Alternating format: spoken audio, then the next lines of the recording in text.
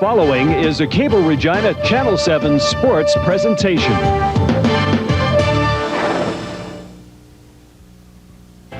Dome, sweet dome. The Regina Pats are glad to be back at the Agrodome. It's been almost 3 weeks since Perry Shockey's squad last made their appearance here. The team was sitting in first place when they left.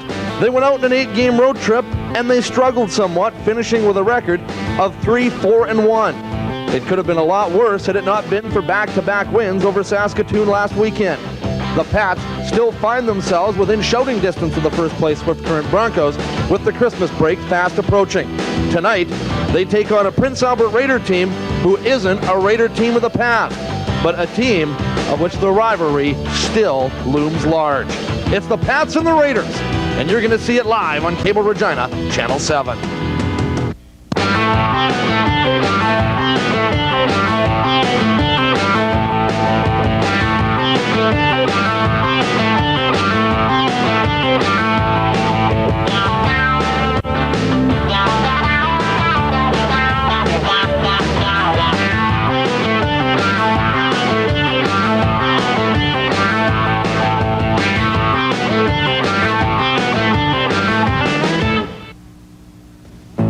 Regina Pats Hockey on Cable Regina is sponsored by Inland Audiovisual, 1751 McCarra Street. Western Pizza, now with 10 locations serving you. And SAS Lotteries, benefiting amateur sport in the province. Hi everybody, and welcome to tonight's matchup from the Regina Agrodome between the Pats and the PA Raiders. As Mitchell Blair mentioned in the opening, it's been a long time for the Pats since they played on home ice, back on November 12th to be exact. Since that time, that 8-game road trip in which they managed to salvage 2 wins against the Saskatoon Blades last weekend. Otherwise, it would have been an even more brutal road trip for the Pats than it was. However, they're back on home ice where they've been strong for most of the past 2 seasons, although they have lost their last 2 here at the Agrodome, so they're looking to break that streak to be sure. Of course, the Agrodome was a busy place in the Pats' absence. Agribition was on, and even though that's over for another year, a lot of the memories remain. Whew. But anyway, we'll struggle through it as we always do. We'll have a lot of fun in the meantime. And speaking of fun, there's some fun going on out at ice level as the Pats get set to recognize some important people, some sponsors of their annual hockey card program. And in fact, we'll talk about that hockey card program coming up a little later on in tonight's broadcast. But for now, why don't we take it out to ice level and see what's going on in the pregame festivities.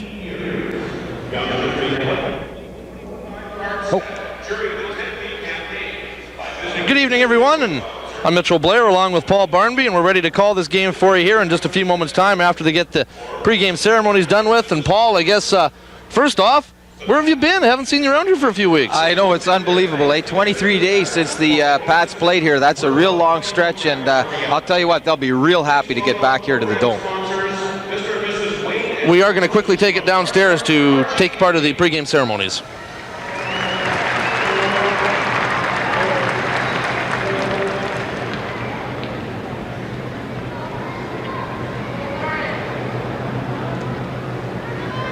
Mr. Frank Ellingson from Co-op Gas Bars.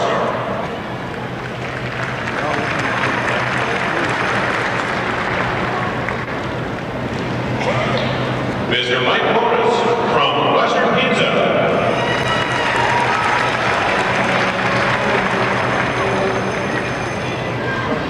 Mr. Trevor Boquist from Benetton Ford.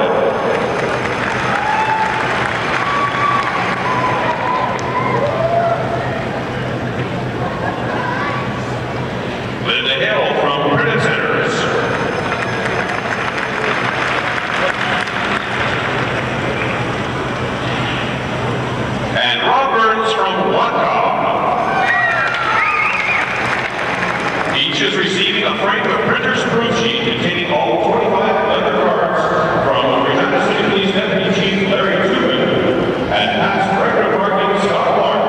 Thanks for making play cards a reality.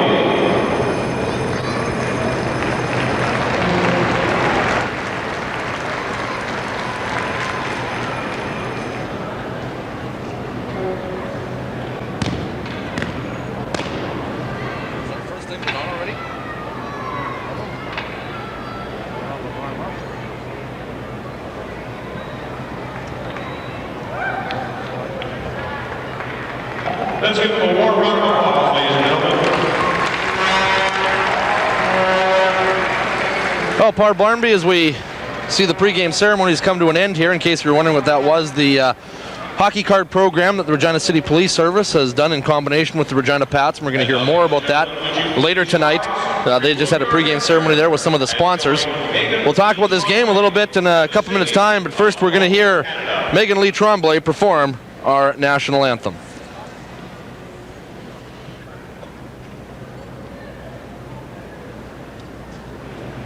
Oh, Canada, our home and native land, true hatred love in all our sons' command. With glowing hearts we see thee rise, the true north, strong and free.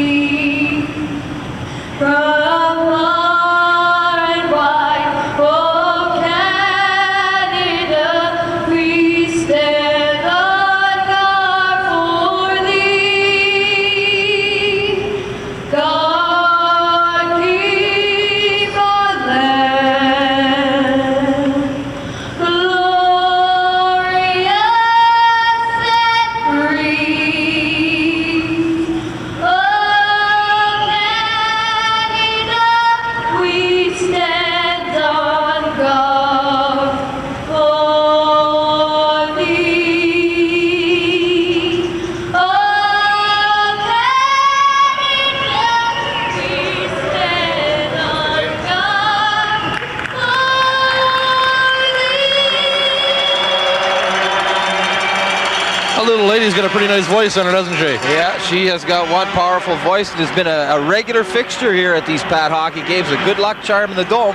Pats have been winning lots here, so she's doing her part down there in the ice for the team. Greg Drennan of the Leader Post says that Megan Lee Tremblay is to the Pats what Kate Smith was to the Philadelphia Flyers. Well, that's right. She's starting to develop that reputation for sure, and we'll see if it continues tonight here against the PA Raiders. There is the man that is going to patrol the pipe for the PA Raiders tonight, number 35, Grant McEwen. He has a record, as you can see on the screen, of 1-5 and a goals against average of 4.63. In the net for the Regina Pats, there he is, number 37, Aaron Morey, a record of 13-7-1. The goals against average of 3.97. The Raiders not starting Evan Lindsay in goal tonight. Evan Lindsay, one of the guys who is going to go to Kitchener next week to try out for Canada's World Junior team. Of course, the guys that we're interested in seeing going to Finland, Josh Holden and Brad Stuart, and congratulations to both those guys. What a prestigious honor it is. It'll be a time of a lifetime for those two if they go to Finland and win what I'm sure will be a gold medal. Well, that's right, and let's wish them the best of luck in making that team. They both should have an excellent chance. The 221s took the center ice, faced off, and Holden won it. And now it is Derek Paget at the line. His pass was knocked off by Boyd Kane. And the puck now in the center ice area where Holden has it. Holden has Surjak to his right, takes the long shot. McEwen makes the pad save as he gets his first touch of the puck just 20 seconds into this contest.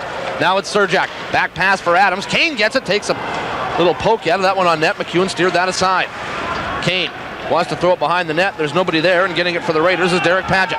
He'll try and flip it out, does so up to center ice to Don Halverson. Halverson tried the back pass to Molito, but he'd gone to the other side, and the puck now dumped back into the Prince Albert zone. Richard Seeley gets it there, gets around his man, and just dumps it to center where Jared Adams has it. Adams off the boards to Boyd Kane. Kane looks like he's going to flip it in, does so, looks as if he's going to go to the bench for a change. The Pats do so as they make a wholesale change. Seeley along the left side. Up in the center ice area, headmans it up to Corey Morgan. Morgan dumps it down into the Regina zone. Morey with his first touch of it has a little problem with it, but manages to get things under control and got it up to David Maruka. Maruka up for Calder. Kyle Calder back in the lineup after missing a couple games with a concussion.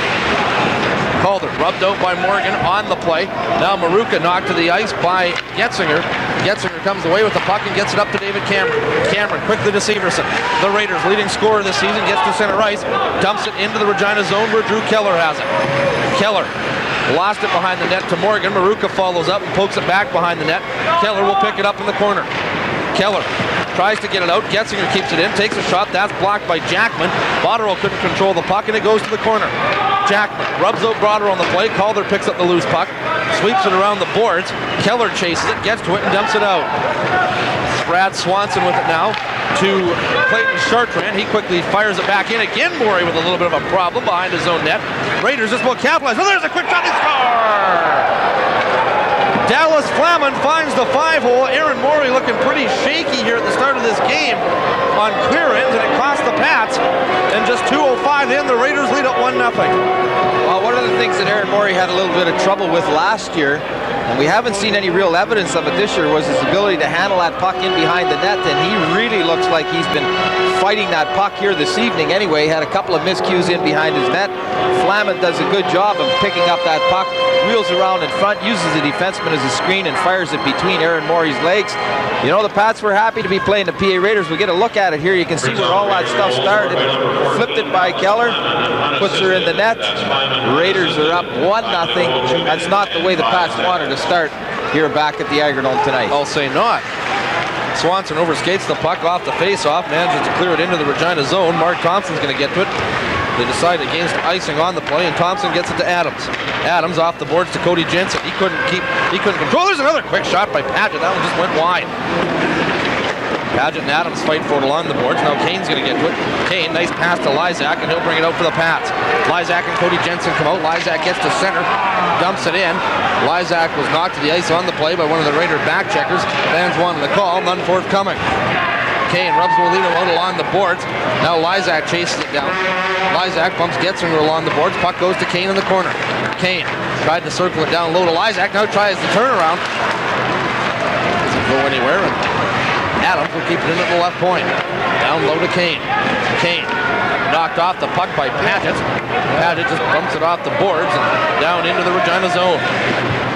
Raiders lead this game 1-0 on Dallas Flaman's seventh goal of the year. The assist, unassisted actually, the time of that goal, 2 minutes and 5 seconds. In case you're just joining us, I'm Mitchell Blair along with Paul Barnby, Pete Pasco, your host tonight. You're enjoying Western Hockey League action live from the Agronome. It's the Pats and the PA Raiders. For the Pats, their first home game since they lost to the Portland Winterhawks by a score of 3-2. And speaking of the Portland Winterhawks, their coach Brent Peterson, a little bit of hot water with Regina hockey fans. We'll explain that to you later on as the evening goes along. Off the draw, it's Arsini. Arsini takes a shot on goal. McEwen will glove that. We'll have another face-off and a shift out there for Dean Arsini, and you have to wonder maybe how many more times we're going to see Dean Arsini wearing a Pats uniform. He's a very unhappy young man right now, Paul. Well, he's not getting what he thinks is enough ice time out there, and I don't know, maybe he's right, but I'll tell you what, when you get an opportunity to play, you got to make the most of it, and that's how you make sure you keep yourself on the ice. So we'll look for some big things from Dean Arsini after he said he wanted that trade. Pizza will be delivered from Family Pizza. Severson with the puck for the Raiders. He comes to center, moves around Holden, comes across the line, but Morgan was offside on the left side. So we'll have a face-off. Paul, getting back to Arsini, the fact he's out in the ice here 3.5 minutes in, is Perry Shockey maybe giving him an opportunity tonight to say, hey, prove that you deserve a spot on this team? I think that's the key thing right there. I mean, you obviously know now, he's made it public that he's not happy with his ice time, so you're going to give the kid an opportunity to play. Now he's got to prove that he's capable of being a full-time player for that Pats on defense back there. Is he being showcased tonight? That's another possibility too, but I don't think they're ready to trade him yet, though. Well, they probably won't want to trade him until after that guy that just had the puck, Brad Stuart, gets back from Kitchener, Finland, whatever it ends up. As, of course, Stuart will be here for another week before he heads off to the tryout camp for Canada's juniors in Ontario. Holden, who will accompany Stuart on that trip to Kitchener, has the puck, gets it up to Friedrich. Kyle Friedrich playing on the Pats' first line now.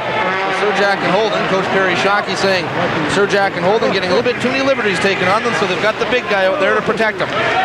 Holden with the puck, circling his own end. Quickly got it up to Friedrich. He wasn't looking for the pass, and it gets dumped down onto McEwen. Seeley has it now. Seeley trying to speed over his own end. Holden just about nailed him with a hip check. This is Severson with it now. Gets it down to Flamin. He was looking for a second goal of the evening, but Morey stopped that shot. Puck bounces back out. There is a delayed penalty here.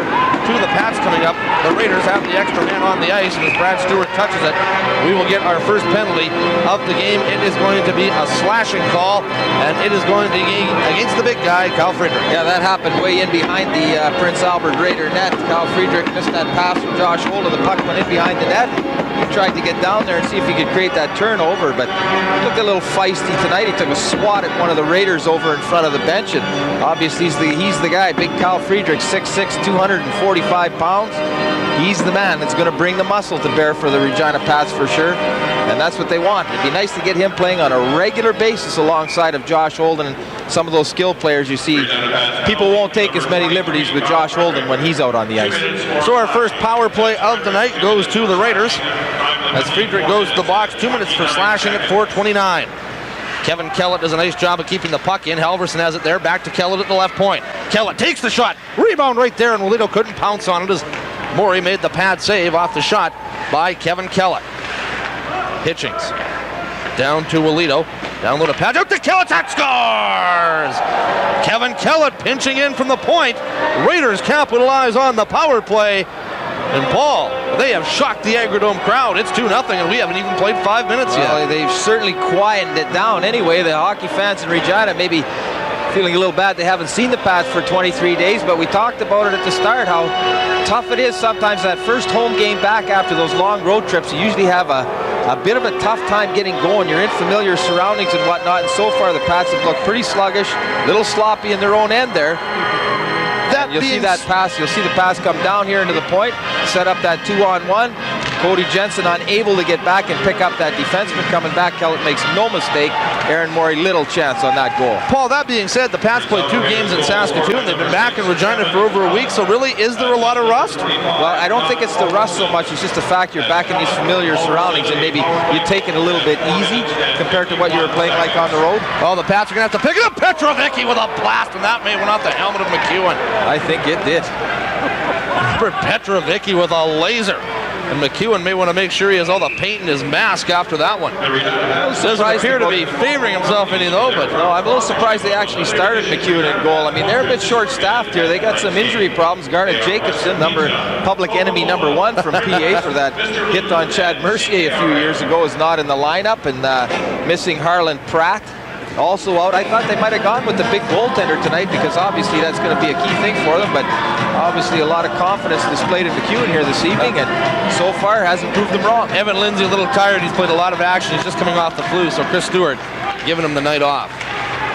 Petrovicky with a steal takes a shot. That one off a skate.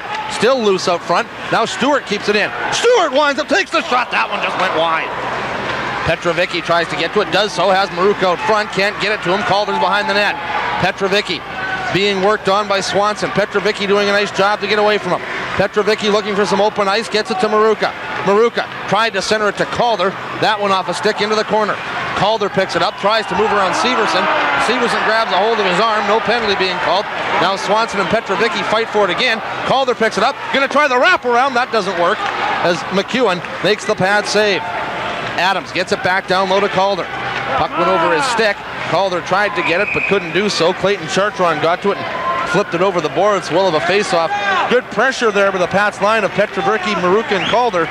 They really couldn't get a good scoring chance. Calder had that shot, but McEwen pretty much had the angle covered, left Calder nothing to shoot at. Yeah, that's right. You know, you hear Coach Shockey talk about that a lot, how they want to get that puck down low in the opposition's end and really work hard along the boards, and that was evidence of the kind of hockey that Perry Shockey wants his team to play right now. Some good, tough work down in that PA zone. So far unrewarded, though. 13:51 to play here. The Raiders are up 2-0. Kevin Surratt out there now with the big line as Holden and Surjak. Keller and Jackman on defense for the Pats. This is Derek Brandon being chased by Jackman. The 2 players fight for it along the inboards. Holden picks it up and he will weave his way out. Josh Holden tried the long lead pass for Surratt. That's intercepted by Flamin. Holden will continue on. Holden trying to move around the defenseman Kellett. Centers it out front for Surjak. He got his stick on it, but it was nowhere near the net. Gets into it and now rubbed hard by Holden. Surjak and his man, that's Halverson, bump along the boards. Now the Raiders are going to bring it out. That's Flamin. Flamin wanted to get it up to Brandon. Jackman intercepts that and sends it right back down to McEwen. Getzinger puts on the brakes behind his own net, tries to get it out. Jackman keeps it in, knocked it off of Surrette's leg. With 4 guys fighting for it there along the boards. Raiders win that fight and they will bring it out. It is Halverson. He gets to center ice, dumps it in on Morey. Raiders go to the bench for a wholesale change. Drew Keller picks it up for the Pats. They're down here early, 2-0. We've played just over 7.5 minutes here at the Dome. Seeley with it now. Knocked off the puck by Kane. Paget and Jackman struggle at the line. Puck goes into the Regina zone, and then as Adams tried to clear it out, it went off a Raider, and he was offside, so we will have a face-off just outside the Regina line. Paul, I would think the Pats need a goal maybe to get the momentum back on their side and maybe get them playing the game they're used to here. Well, I tell you, I think, in the last couple of minutes what we've seen, though, is some more consistent pressure from the Pat Hockey Club here. They've got that puck down low, had a couple of lines out there now, and started to even up that shot clock, both at 4 right now, so they were down early, but you see, they got to get a couple goals, though. You're right, need one here to really bounce back into this hockey game. Mark Thompson, the draft pick of the Tampa Bay Lightning, with it behind his own net. Thompson to Adams. The Pats captain will bring it out. Headmans at the center to Lysak. Lysak comes across the line down the left side. Sort of tied up in the play by Brady Magnuson. Now the puck put behind the net, comes back out to the point where Adams has it. Adams tries to get to Lysak. He tried a little sweet pass, but that didn't work, and the Pats get it again at center ice as the Raiders cleared it out. Now we've got a whistle on the play as the Pats clear it in. Regina didn't clear the zone, so we're going to have an offside and another face-off. With 8 minutes to go in this first period, should tell you what we've got on store for you tonight. Their intermission features. Pete is going to talk to John Surjak. I had a conversation with Josh Holden and Brad Stuart the other day as they were announced to Canada's World Junior team, the tryout camp. Had a chance to talk to them. What else have we got? We're going to have a program on the Pats hockey cards that they've got with the police. And there's something else tonight. I forget what it is. Too much action. Forget what it is. Something to do about bowling, but I don't know if it's not that bowling. I don't think we're going to have time for that tonight. That's what I hear. Well, you're not going to go down and do it again, are you? No. As we rejoin play, it's Lysak in the corner being watched by David Cameron. Lysak doing a good job to get away from Cameron. Centered it out front. Nobody's there. Now it goes off a stick, and the puck rolls back towards the crease area. And with Boyd Kane coming in on there, McEwen freezes it for the face-off. Then some bodies come together. And, Paul, I don't think they're wishing each other a early Merry Christmas as they gather there.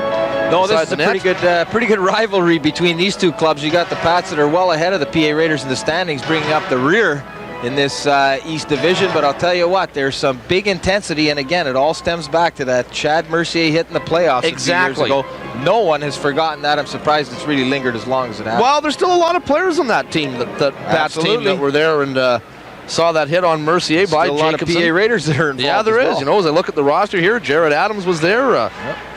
Boyd Kane, Josh Holden. There's a lot of them still on there. Kyle Calder. Emotions run deep. Jacobson, by the way, if you're joining us late, not playing tonight. He is out with a leg injury. This is Petrovicky, winds up and blasts another one high. Adams takes a shot. McEwen kicks that out. Stuart with a shot. That one just went wide.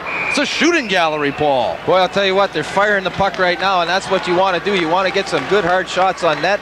Test McEwen. He doesn't have a lot of playing time for the PA Raiders. He's coming into the game here having played only 414 minutes. Had 183 saves, 32 goals against for a 4.63 goals against average. So you would think that the Regina Pat offense is going to be able to put some goals behind them tonight, and that's how they're going to have to do it. Fire that puck at every opportunity, have somebody going to net to see if you pick up the garbage. Off the draw, Petrovicky and Brottrell fight for it. Brottrell won it, got it to Getzinger, but now Maruka steals. David Maruka trying to come in and kill it, takes a weak shot, and that just rolled through the crease. Really no harm done on the play. Flaman with it now. He has one of the Raider goals. Kevin Kellett has the other. He's fighting with Calder with it along the boards. Now Maruka and Getzinger fight for it along the boards. You get a good look at it there. Calder coming in, trying to find some open ice. Kyle Calder trying to get away from his checker, spinning away from Getzinger. Getzinger knocks him to the ice. And now Maruka following up with Flaman knocking him to the ground. Try to tie it up for a face-off in there. Good work being done by everybody in there. And finally, we do get a whistle, and we will have a face-off deep in the Raider zone with 10:37 to go in this first period of play. It is Prince Albert 2 and Regina nothing. We hope you're enjoying this telecast tonight on Cable Regina, Channel 7. Well, you know, again, that's the kind of hockey that the Pats want to play tonight, and that's get that puck down low. Those are the one-on-one battles, again, that Perry Shockey always talks about. You have to win those, and I'll tell you what, the Pats might be down 2-0, but certainly seem to be picking up the pace in terms of that, and I think Perry Shockey will be pleased with what he sees down there right now. Like to get the score evened up, though, I think, pretty quickly. Off the draw, Jackman flips it towards the net. Surjak was looking for a tip, didn't see the puck come his way, though, thus he couldn't get a stick on it. Paget tries to get it up to Halverson, or pardon me, that was Magnuson on the play. He was knocked to the ice by Arsini, and here comes Holden. Holden has Friedrich and Surjak with him. Holden on the left side, wanted to center it for Surjak. That one off a stick into the corner. Now Surjak fighting for it there with Brady Magnuson. Puck goes up and over the glass, so we will have another stoppage and another face-off in the Prince Albert zone. Well, we get a look at John Surjak there, the Pats' leading scorer.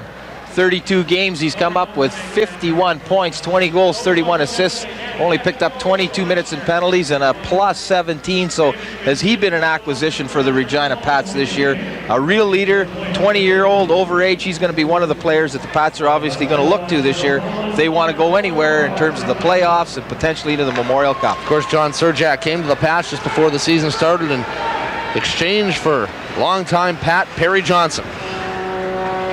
And with Derek Morris not here, you know, as much as a good a job as Surjak's done, they'd certainly love to have Perry Johnson back in the Pats uniform to solidify a defense that has played pretty well this season. Holden with it now as the Raiders are called on the offside, so we're going to have another face-off. Yeah, it makes it a little easier to take when you got John Surjak, though. It's always you know, tough to give up a player the quality of Perry Johnson, but when you've got the kind of production out of John Surjak you did, and you know, the other guy they're looking to really pick up the pace, of course, is big number 7, Brad Stuart. We just saw him, and yeah, he's got that junior invitation camp. Struggled a little bit maybe at the start of the year, but I think he's really rounding into form now, dealing with the pressure a lot better. We'll quickly talk about Brad Stuart, the next stoppage. I want to ask you about his draft stock going up at that tournament. We'll get to that next stoppage of play. Stuart, long lead pass for Friedrich. He wasn't looking for it. McEwen's going to have to play it, otherwise Friedrich would have been the first guy to it. Surjak to Friedrich behind the net. Friedrich had fallen behind the net. He was on his knees and really couldn't do anything with it. Back come the Raiders. It is David Cameron. Head man pass for Severson. Severson takes the shot. Morey goes to his knees to knock that into the corner. Severson has it again, tries to move around Adams. Surjak grabs the puck, and he will try to flip it out. Bad clear, though, by Surjak, and Morgan has it. Morgan could have wound up and blasted one. Now he does a little turnaround, gets it behind the net. Halverson was there looking for a pass from Severson, but none came, and here comes Adams. Adams flips it to center. Holden sort of being tied up by his man, couldn't get the speed he wanted to chase the puck. Kane manages to keep it in. First guy to it, though, is Severson. Now the puck goes off a stick, and now the Raiders finally get it out as it's Dallas Flaman. Flaman has Halverson with him. They crisscross at the line. That didn't work the way the Raiders wanted it to, and Kane comes back for Regina. Kane dumps it in. McEwen knocks it aside. Flaman tries to get it out. Jackman tried to keep it in, can't do so as it bounces off the dasher. Now Flaman picks it up. Flaman being washed in the play by Kane. Tried to move around Keller, couldn't do so. Scott Botterill with it now. Botterill falls down, takes a weak shot. That comes nowhere close to the net. Pats come away with it. It's Jackman. Jackman banks it off the center, and Getzinger gets it there for the Raiders. Now Kane at the line. Kane wanted to get it to Churchman. That one off a skate and back out. Jackman to Lysak. Lysak on the near side here. He can't do anything with it. Jackman, and the Pats will try it again. Now we're going to get a penalty. It's going to come to the Raiders. Quickly, Paul, Brad Stuart, you know what it did for Chris Phillips a couple years ago being in that tournament. You know what it did for Joe Thornton being in that tournament. Brad Stuart, the same opportunity. Right now ranked number 2 by Central Scouting, but a chance to go to number 1 with a solid showing. Well, that's right, and I mean, but how much better can it get? I mean, he obviously is being touted as one of the top draft picks in the entire junior hockey league, and you know, this kid's going to get drafted very high. If he, you know, the biggest thing I think for him is going to be the maturing process of going there and having that pressure put on him and everything. It was a little tough for him, as I mentioned at the start of the year, dealing with some of the expectations that people had for him, maybe trying to do a little bit too much, but certainly seems to have settled down now, playing much better, and that kid's going to make a lot of money before it's all said and done. Derek Paget in the penalty box, 2 minutes for roughing, time of the penalty 12:06. Pats on the power play now. It's Calder behind the net. Lysak, Petrovicky, Stuart, and Adams also out there for the Pats. Stuart at the left point, moves towards the middle, gets it to Adams. Adams wanted to get it down low to Petrovicky, succeeded the second time. Now Adams back to Petrovicky. Out to Stuart with some open ice. Pass was a weak one. Stuart got to it, then tried to throw it out in front, but that pass was intercepted by Brad Swanson, and he dumps it down the ice. And Morey will leave it for Jared Adams. Well, some pretty good puck movement on that power play, but now you've got to generate that shot. You got to get somebody in the open, make sure you get him there, get the puck to him quick, get the good shot on McEwen, and see if they can wrap one home here on the power play. Petrovicky with the puck now in the corner, throws it behind the net to Lysak. Lysak has Calder out front, tried to get it to him, but that went off a defenseman's stick. Otherwise, Calder had a great chance to one time at home. Stuart quickly up to Petrovicky. Petrovicky crosses center, dumps it into the Raider zone. Serjak tried to steal it there. Puck's loose at the side of the crease, but not for long, as McEwen puts the glove on it, and he will hang on for a face-off with 49 seconds to go in this first period of play. We'll have a face-off deep in the Raider zone. To the right, the Raider netminder, Grant McEwen. Yeah, the Pats come into the game with a 21.8% power play percentage, 45 goals on 206 attempts, with puts them only 7th best in the league. And you'd think with all of that high-powered offense that the Regina Pats have, that they'd like to get that up around the 25% mark. If they could click at about 25%, you know you've got a very potent power play. And right now, maybe just struggling a little bit, not creating those good quality scoring chances.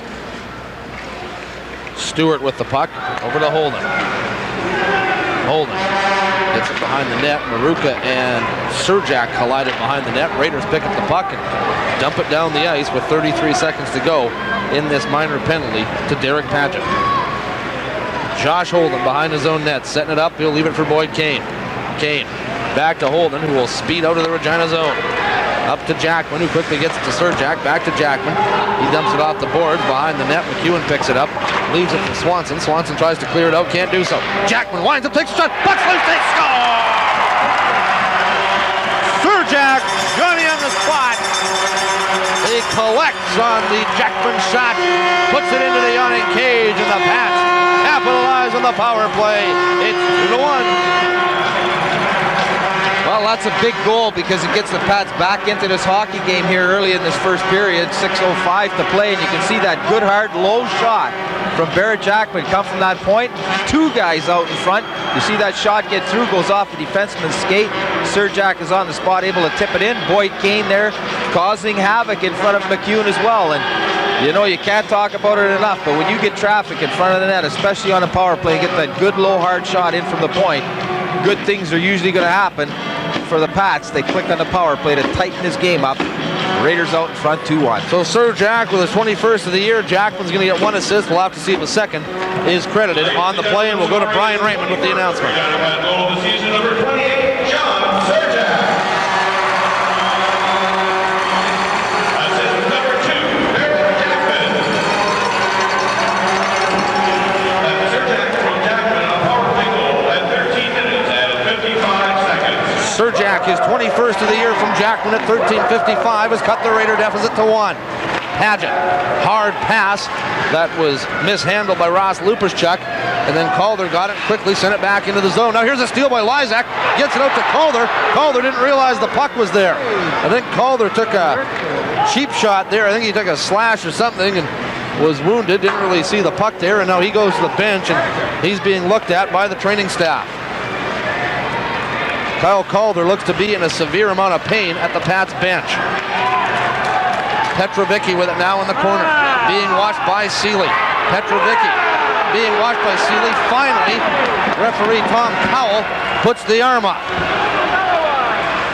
Jensen with it now. Pats have a delayed penalty here coming up, and finally Cowell blows the whistle. That's a change from earlier tonight. We were told that Brad Meyer was going to be the man with the bands, but Tom Cowell is the guy.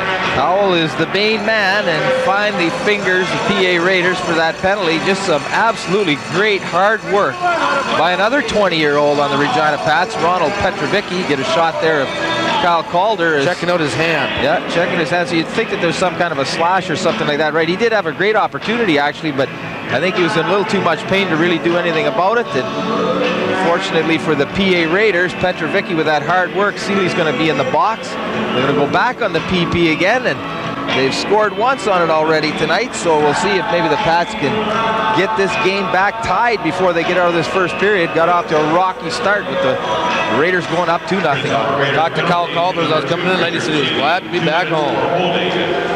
Seeley, 2 minutes for Holding at 15:04.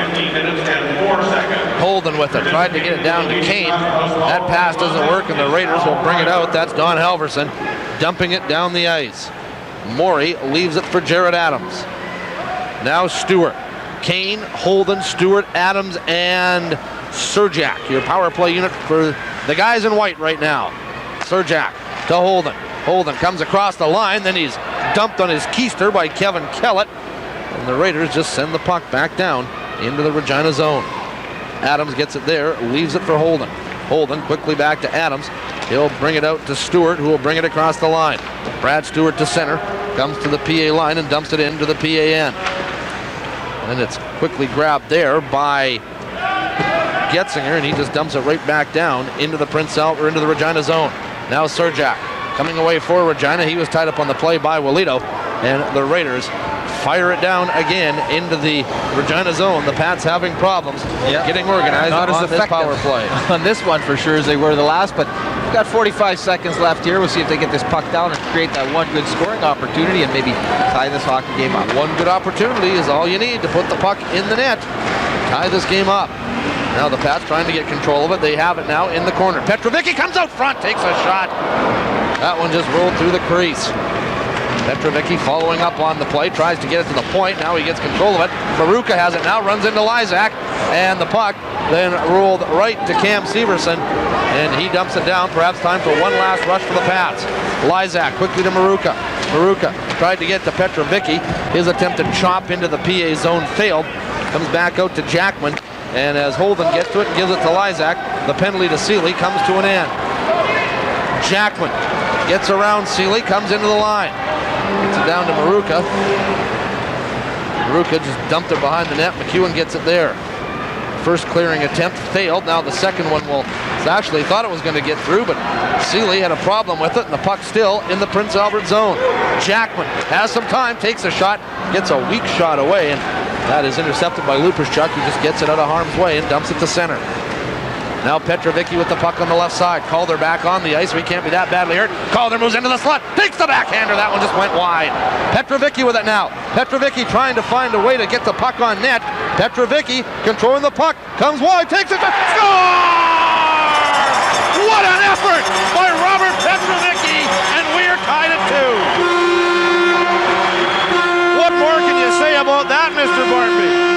I'll tell you what, I know who the best player on the ice has been so far tonight, and that's Ronald Petrovicky. He has just been working like a horse out there for the Pats, and you saw some evidence of it on that particular play again. I'll tell you what, he has come up with a big goal for the Pats here. 2:14 to go in this first period, and just a great individual effort by Ronald Petrovicky gets this game all tied up. His 24th goal to go along with 19 assists, 42 points, another great acquisition for the Regina Pats. You just see him come around, find that far corner, refuses to give up that puck. We see a little bit of a pick there by Kyle Calder as well. Banks it in, and the Pats got her all tied up at deuces. As we hear the announcement from Brian Raymond. Assist number 32, Kyle Calder, and number 15, David Maruka. Petrovicky from Calder and Maruka at 17:46, and we are tied at 2. Kellett with the puck at center ice to Getzinger. Getzinger up to Severson, who quickly gets it ahead to David Cameron. Cameron tries to split the defense, but Adams and Surjak do a good job of preventing that. And then Luperschuk picks it up at the center ice area. Seeley with it now, tries to flip it into the corner, but his attempt a little too high. He goes over the end boards, and we will have a face-off. And I'll tell you what, Barry Shockey and company have got to be breathing a lot easier now because they're back on level ground after falling down 2-0 early. Well, you're absolutely right, and I'll tell you, it was a big goal, and you know, we'll see how the PA Raiders respond to this right now. Obviously, they're a club that's struggling, to say the least, in the WHL this year. They got out to that 2-0 lead and then almost seemed to fall back into a bit of a defensive shell. And I'll tell you what, you're not going to be in a defensive shell against this high-powered offense for long because they're going to put some pucks by the goaltender. Holden with it now. Holden trying to chase down the loose puck. He's beaten to it by Paget. Jensen coming in on the play to help Holden out.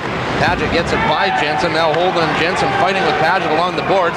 Puck comes free, but it comes right to Luperschuk. Ross Luperschuk up to Paget. Paget, long head man pass for Flaman. Flaman breaking on Maury Jackman. Watch it, scores! Nice job by Dallas Flaman. A, to control the pass. B, to get away from Barrett Jackman. And C, to put one past Aaron Morey. And the Raiders come right back and they lead it 3-2. Yeah, shot clock reads 8-7, and you're right. We saw a great individual effort by Ronald Petrovicky to tie this game up, but we're going to see a great one by Flaman there. You just see him split the defense, fights off the check of Barrett Jackman, who was trying to throw him down. He actually grabs a hold of him, and there's every possibility he might even have picked up a penalty there. Lets him go at the last minute, but I think Aaron Morey maybe a little back in the net too far there. Didn't really come out and challenge that shooter. Should have been up at the top of that crease because he did have some help with the defenseman getting back, but in any event, the puck is in the net in the last minute of play, and Raiders go up 3-2. Flaman is second of the night, 8th of the season from Paget and Luperschuk. Time of that goal, 19:04, and unless the Pats can get a quick one here, the Raiders will go into the dressing room with the lead after 20 minutes. Stuart to Lysak. Lysak knocked off the puck, but Adams there to follow up in the play and get it out of harm's way. Now the puck loose again. There's a shot off the post. Rebound right there. Adams clears it out of harm's way as Don Halverson rang one off the pipe. Aaron Morey looking a little shaky here. Maybe we'll see Ryan Hoople in the second period. Now this is Stuart. Stuart centers it out front for Maruka. That doesn't go anywhere. Petrovicky following up on the play. Tried to get it to Adams. The puck was poked down the ice. The first one to it is going to be Severson. Severson looks to see if there's anybody in front. Severson rammed into by Petrovicky. Shot by Cameron. And Morey had to go to his knees to make a big save there with 0.1 second left. And the Pats fell asleep in that last few seconds. Why did Aaron Morey not come and get that puck? I cannot believe that. I mean, that was trickling down in the end. It was obvious that the PA Raiders were going to get there first. The defense did a good job of actually picking up the trailer. They weren't going to score from the corner, but I'm not sure why Aaron Morey didn't blast out of that net, pick up that puck, and take it in behind the net with 0.1 second. He certainly gave the Raiders another opportunity to add to their one-goal lead. I'll tell you what, he can thank that one goalpost for making sure that it's not 4-2, because Don Halverson, on what was a weak shot, hit the post. The puck was laying there in the crease behind Morey. Jared Adams happened to get to it and knock it out of harm's way. So at times it was good, at times it was bad for the Pats, sort of like hills and valleys. The first 6-7 minutes, Prince Albert owned it. Then the Pats came back, tied it up in the last 8-9 minutes or so, middle 8-9 minutes. Last 2 minutes definitely belonged to the Raiders, and as a result, they lead this hockey game by a score of 3-2. The Raider goals, Dallas Flaman with 2 and Kevin Kellett with 1. For the Pats, their markers coming from John Surjak and Robert Petrovicky. Are we going to see Ryan Hoople in the second period, maybe?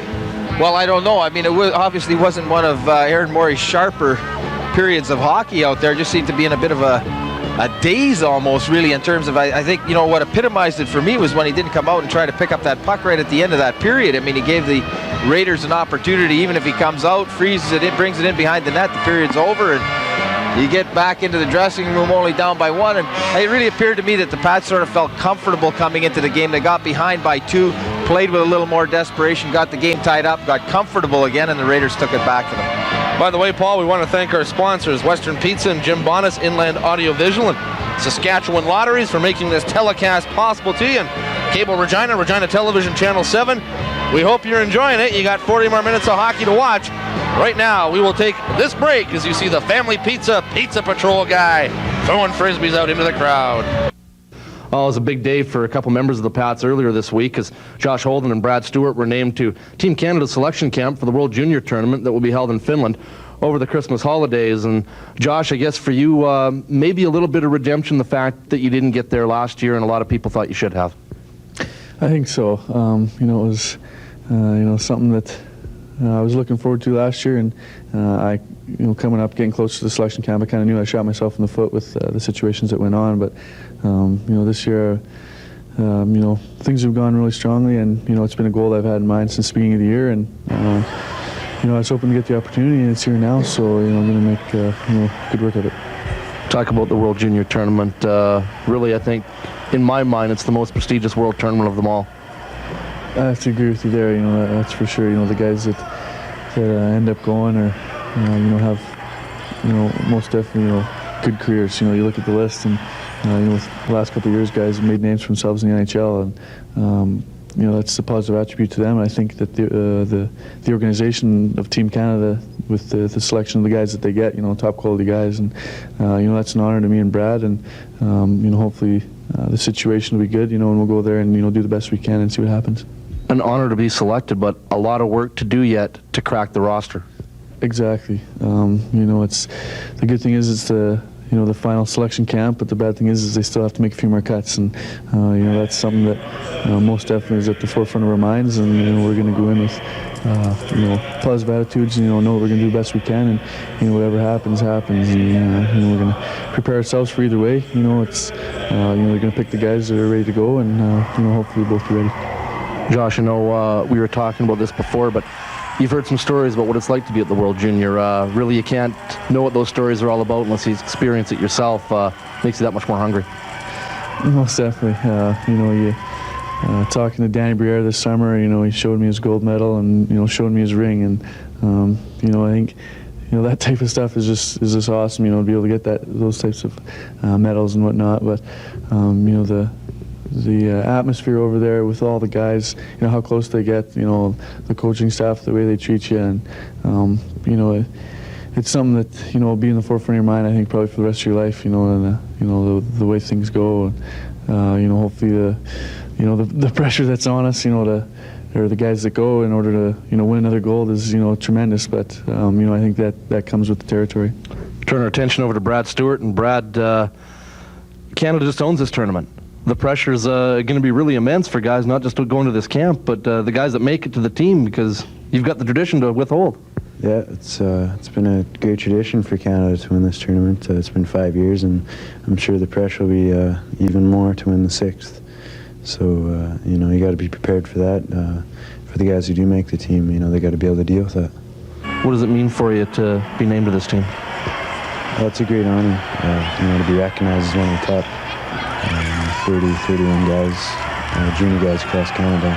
It's obviously a great honor. Are things going to differ any for you?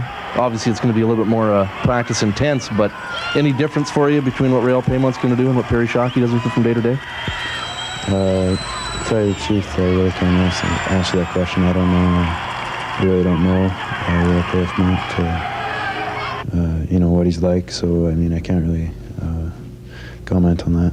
Brad, you're a guy that is highly looked upon in the NHL draft this year. Guys like Chris Phillips and Joe Thornton have used this tournament to improve their draft standing. Chance for you to do the same thing. If I do happen to make the team, I have a good showing at the tournament. It'll definitely help me out. If I happen not to make the team, I don't think it'll hurt me anymore. If you make the team and things go well, another gold medal, what would that be like for you? It would be great. Obviously, winning a gold medal at that prestigious of an event is a great honor. Josh, I guess same thing to you. A gold medal, what would it be like to stand up on the podium in Helsinki singing the national anthem with a gold medal around your neck? I think you describing that, explains itself. People have seen the emotion that goes through it, year by year. The guys that win it, and I guess if we get the opportunity, we'll tell you how it felt after. But I'm I'm pretty sure it's an indescribable moment. Well, I'll tell you what, guys, best of luck to both of you.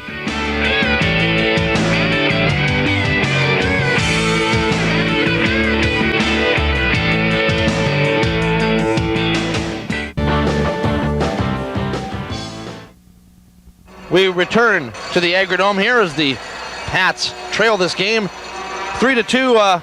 Paul Barnby, the smile on Brad Stewart's face. I bet you that smile still on there as big as can be. He's certainly excited to be going to Helsinki, or have the chance to go to Helsinki. That's right. And you know, well, I mean, just think about it. You played hockey all your life, and you get an opportunity to represent your country when you're 18 years old, 19 years old in Josh Holden's case. Like, what a thrill. You're going over there. You're going to be one of the 22 guys or so that's going to be part of that team representing Canada, and with the tradition that the Canadian junior team has had over the years. I mean, it just must be overwhelming for them. Our next game will be in a couple weeks after the World Juniors is over. As you see, Ryan Hoople is indeed going to start the second period for the Pats. So, you know, I figure that Canada will win that gold medal, and I figure that Holden and Stewie will need somebody to watch those medals for them. So I say we just wear them the night that you know, that's we do right. the next game. Well, we can wear them, and we can show them on camera to people, see what they're like. Because, yeah, it's a big deal for sure. As you see a check presentation being made by the Pats. We'll quickly recap the first period scoring for you. Raiders opened it up at 2:05. It was Dallas Flaman with his 7th of the year unassisted. Then Kevin Kellett, his 5th of the year on the power play at 4:51. The Raiders quickly led it 2-0. Then it was Serjak, his 21st of the year from Jackman at 13:55 on the power play.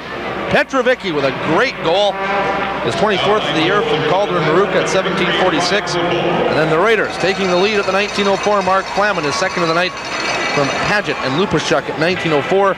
Shots on goal, 9-8 for the Raiders. And as we just told you, Ryan Hoople is in the pipes for the Regina Pats. Hoople, 9-9-3 on the season. Of course, that's split between Lethbridge and Regina. Hoople came to the Pats in exchange for Joe Bouvier. And I believe it'll be Joe Bouvier and the Lethbridge Hurricanes here for our next game, which is in January. I don't have the exact date in front of me, though, but I believe it's about the 17th, 18th of January. And we're going to get a penalty right off the bat here. There's a look at Brad Stewart. Subject of our between them. I'm sorry, it's the Kamloops Blazers that are here next. January 16th. Blazers. Hurricanes here in February. And that should be a good one for sure, I'll tell you. January 16th at 7 o'clock, so you'll want to make sure you tune in for that one. But again, the Pats going down a man here. Jared Adams picks up the penalty. The Pat captain takes one here. 19:47 to go in the second period, so picks it up early. Pat's going to have to try to kill it off here. Off the draw, Keller wins the face-off. Kane chips it out to center ice. And picking it up there is Swanson. Adams in the box, 2 minutes for cross-checking at 13 seconds. Cameron has the puck go off his skate, goes down into the Regina zone. Keller picks it up. Keller flips it around to Stewart. Brad Stewart will bring it out. He'll knock it off the boards. Came perilously close to going into the Raider bench, but doesn't do so. And McEwen will try and knock it out. Keller keeps it in. Takes a shot on goal. That went way wide. Kane's going to be the first guy to pick it up. The Raiders sort of lackadaisically going at it here in this power play. Slow motion. Now they'll try it again. This is Cam Severson with the puck. The Raiders leading scorer on the year with 35 points. Still has it by the line. Being watched by Stuart. Now a few more guys join in there. Stewart really doing some diligent work in there to try to get it out, but now he doesn't. Now the Raiders come in with a break. That's Severson taking a shot. Hoople made the save. Swanson takes the shot. Hoople again with the save. Rebound comes right to Keller. He sweeps it into the corner, gets it to Kane. Kane knocks it off the lineman, Dallas Davison, and down the ice. And McEwen will leave it for Richard Seeley with 41 seconds to go in the minor to Jared Adams. Coming into the game, the Pats 77% success on the penalty kill, but only good for 14th place. So it's an important penalty kill for them here now. Halverson down to Alito, center it out front for Paget, and he fanned on it. Now Jackman with the puck. Jackman sweeps it around the boards and down the ice. And Kevin Kellett, who is going to play for the U.S., or is going to try out for the U.S. for the World Juniors, has it behind his net. Kellett to Trevor Hitchings. Hitchings comes to center with it, dumps it into the Regina zone. Hoople gets to it first as Walito was chasing it down. Now Paget has it. To Walito, back to the point to Kellett. Kellett takes the wrist shot, that one off a skate, and now Jared Adams can have a break. Adams coming down the left side. Kellett watching. Adams trips over the blue line. Referee Tom Cowell decides he's not going to penalize the blue line. Tripping Jared Adams. Puck goes behind the net. We'll have a stoppage with 2:22 gone in this second period. Raiders leading at 3-2.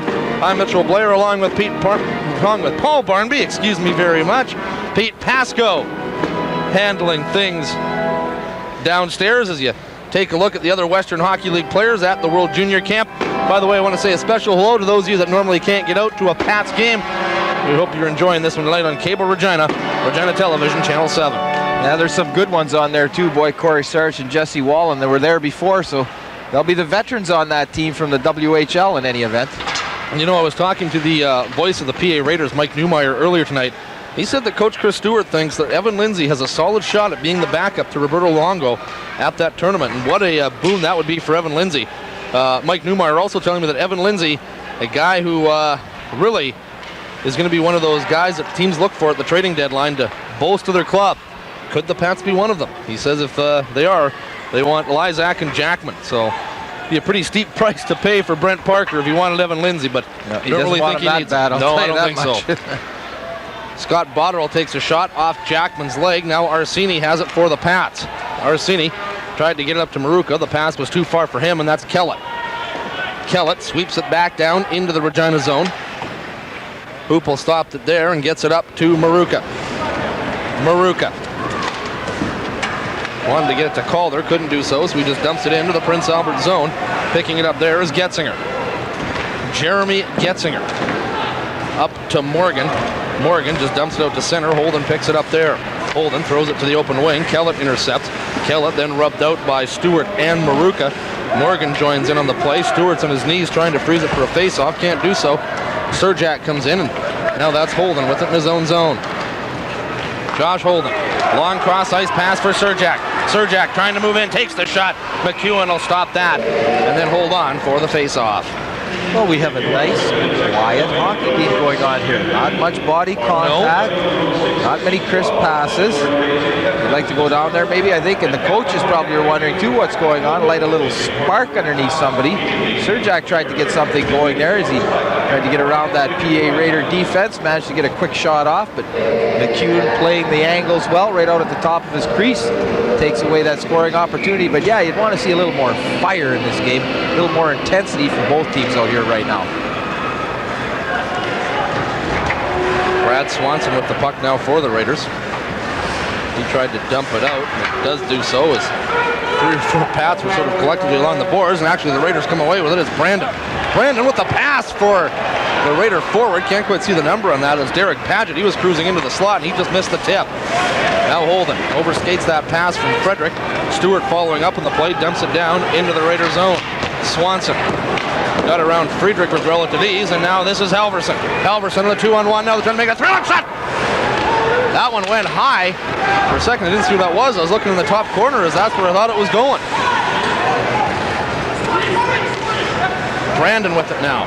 Takes an elbow from Holden as he dumps it on Hoople, and Thompson gets it. Thompson's pass for Friedrich goes between the big guy's legs and goes all the way down the ice, and as Getzinger touches it, we will have a face-off with 15:08 to go in this second period of play. The Raiders leading it by a score of 3-2. Of course, Regina came into this game tonight 5 points behind the East leading Swift Current Broncos. The Broncos with a record of 22-8-2. The Pats 19-10-3. Both teams have played 32 games. The Brandon Wheat Kings right behind the Pats and Broncos. They have 36 points. And Saskatoon at 27, Moose Jaw at 21, and Prince Albert at 19. The Broncos have the night off, so the Pats could pick up a couple of points on the Idle Broncos. If they win this. If they win. And I'll tell you what, these are the ones that you've got to win when you're playing the last place club. You better get on your horses here, start playing with some intensity, and not let this one slip away. Of course, it's a busy week for the Pats. Tuesday night, the Brandon Wheat Kings are going to be here. It will be spaghetti night. Pats win, you can take your ticket stub to any Western Pizza location, get a free spaghetti dinner. And then Wednesday night, special night down here at the Agrodome. It's going to be the second annual Teddy Bear Toss. when they take on the Kelowna Rockets. I'll talk more about that next stoppage of play. Getzinger with the puck, being watched by Cody Jensen. Jensen chips it down to Lysak in the corner. He's being mugged by Kellett on the play. Kane and Getzinger come in, and thought Cowell was going to blow the whistle, decides not to as the puck comes loose, and Flaman picks it up for the Raiders. He tried to headman it to Botterill. He didn't see it, and now Adams has it. Adams hit hard by Kellett. Both men stay on their feet, though. Adams picks it up. Wanted to get to Kane. Kane didn't touch as he knew he'd be offside if he did. And then the Raiders dump it down the ice. Hoople will touch it and just sweep it around for Jared Adams. The Pat captain gets to center ice, dumps it into the PA zone. Hitchings gloved it down. Hitchings moves around Calder, gets it up to Cameron. Cameron moved around his man. Now Severson picks it up. Severson cruises in the middle, takes the low shot. Hoople knocks that aside with the stick into the corner. Adams to Maruka. Maruka being watched by a couple of Raiders. They're trying to freeze it for a face-off, and they succeed. So I'll talk about that game Wednesday night. The Kelowna Rockets are here. And fans, if you're coming down to the Agrodome, and I strongly urge you to, as it's going to be the best entertainment for your dollar in Regina, bring a teddy bear along with you. When the Pats score the first goal, take that teddy bear, hurl it onto the ice. The Agrodome crew will pick up all the teddy bears, and then they will donate them to many different various organizations. The children who are a little bit less fortunate. You know, we got an early start on that tonight, actually, as there was a couple of teddy bears were thrown out when the Pats scored their first goal, pardon me. Severson with the puck. He's being watched by Maruka. And now Calder gets it up to Petrovicky. Petrovicky trying to move around Hitchings. Did so, but lost his belt. Maruka comes in. Score! David Maruka following up on the play. Brings it in. Sweeps it by McEwen and ties it at 3. Well, I'll tell you what, a guy that's going to get a lot of credit for this goal as well is Ronald Petrovicky. Another great effort. Fighting off that checker, gets that puck in front to David Maruka, who does a great job of just making sure he gives the goaltender a little deke, deposits it in behind McEwen, and we've got the score tied up at 3s. But again, Ronald Petrovicky with the big effort, just caught the tail end of it there with David Maruka just making that nice little move to tuck it behind McEwen. But that's a big goal for the Pats here. 13-17 to play in the second period. We're square at 3 again. Here we'll get a look at it this time here. Petrovicky down on his knees, chips the puck over to Maruka, and Maruka does the rest, putting it in behind McEwen. Arsini centered it out front. Tell you what, Petrovicky just got whacked in the back of the head by Richard Seeley. He's all right though. Now here come the Raiders breaking in as Paget Luperchuk comes in as Maruka flies into the net, knocks it off its moorings. Yeah, we're going to get a penalty for hooking here to the Pats as Raiders were developing what looked to be a pretty good scoring opportunity, and Tom Cowell saw it the same way. Decided that he's going to have to finger one of the Pats who had the big clamp on one of the Raiders trying to burst through there. And oh, there's a look at Santa Claus, for heaven's sakes, makes an early appearance in Regina. Santa at the Dome.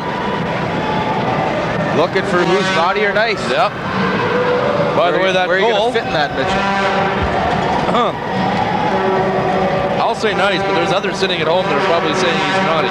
Dave Maruka picked up that goal, and now he's going to pick up a 2-minute penalty, but actually did a pretty good job there. It looked like the Raiders were going to have a great scoring opportunity. Managed to get the stick underneath the Raider forward's arm, breaking in there. I'm sure it'll be called hooking, and he'll be off for 2 minutes. So again, the Pats have to weather the storm here after they just get this game tied up at 3s. That goal, by the way, Maruka, his second of the year from Petrovicky and Calder at 6:28. Regina Pats penalty to number 15. David Now Maruka in the 2 box. minutes for hooking. That's Maruka. 2 minutes for hooking.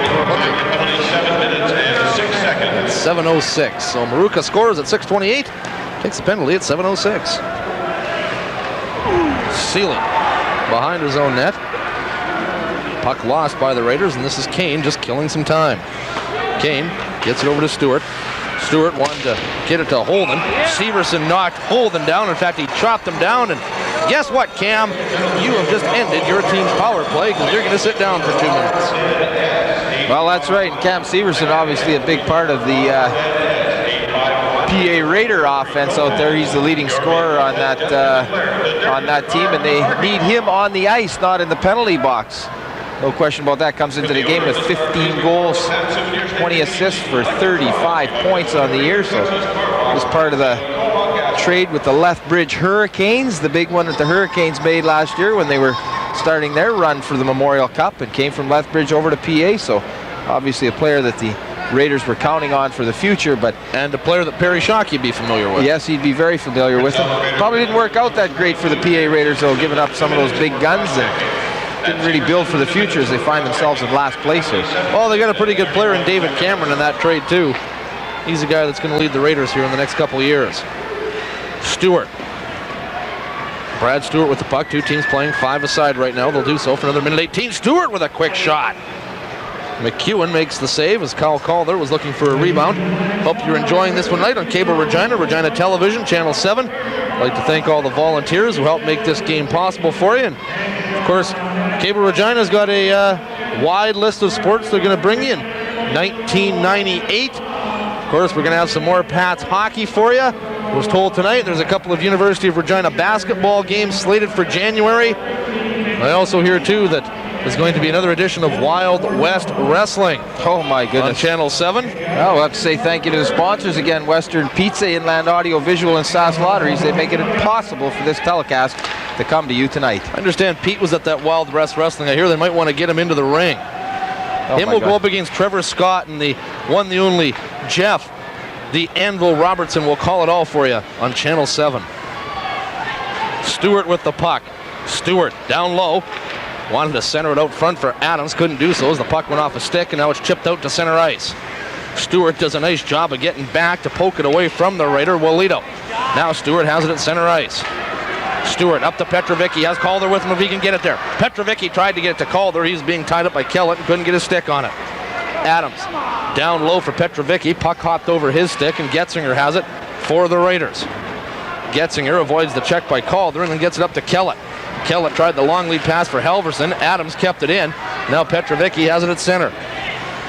Jared Adams for the Pats. Off the boards to Petrovicky.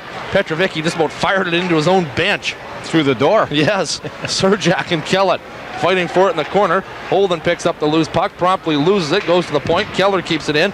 He's knocked off the puck by Flaman. Now Surjak gets it back to Keller.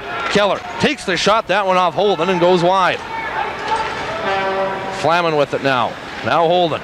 Josh Holden with the puck.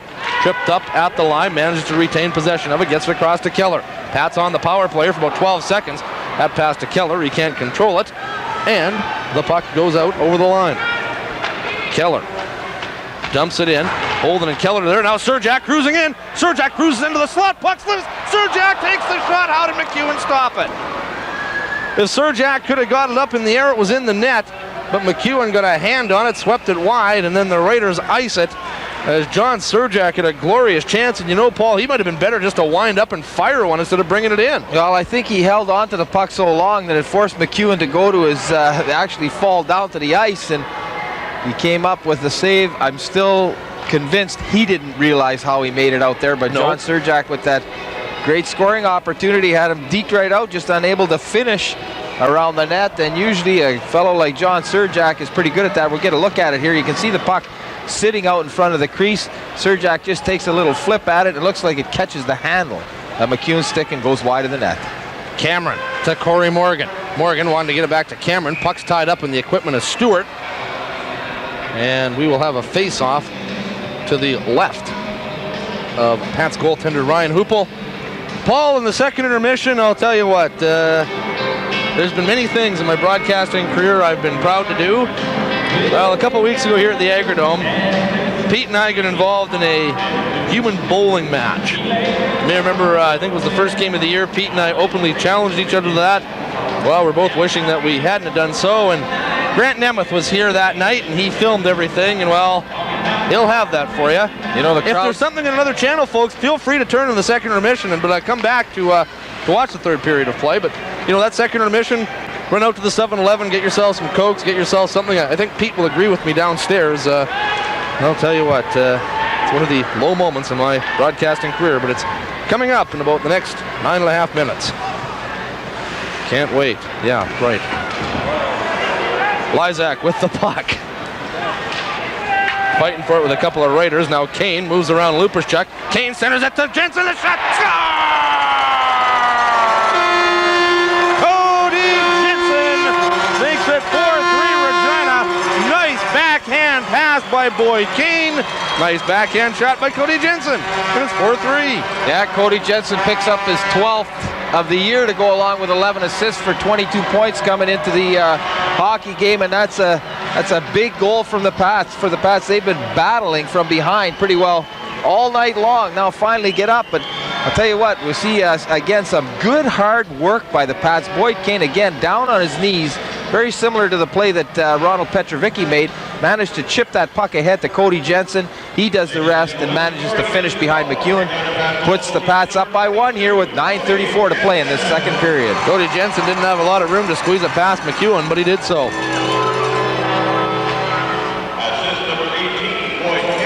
Jensen from Kane and Adams at 10:26. Jensen from Kane and Adams, time to go 10 minutes and 26 seconds. It's his 12th of the year, and I'll tell you what, Brad Stuart literally just laid out a Raider. And I'll tell you what, he is on Queer Street right now. Well, I'll tell you what, and the reason that he is he tried to hit Brad Stuart.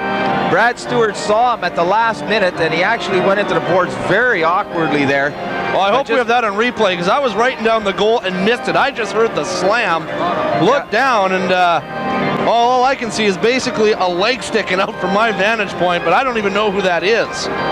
But I'll tell you what, he is not in good shape at this moment. Well, I got a good look at it. He was coming for Brad Stuart, wanted to hit him, and Brad Stuart just absolutely braced himself, bounced off, and went into the boards again very awkwardly, and not sure exactly who it is as well, but his head hit the boards something there. like that. That's right. He went into the boards head first, and he had a bit of steam up when he was going in there as well. So Brad Stewart's a big kid, eh? Can't blame either player on that. The Raider forward, whoever it is, just trying to do his job and check Stuart. Yeah. Stuart just happened to see it and got out of the way. Yeah, he managed to brace himself at the last minute, and the Raider went flying head first.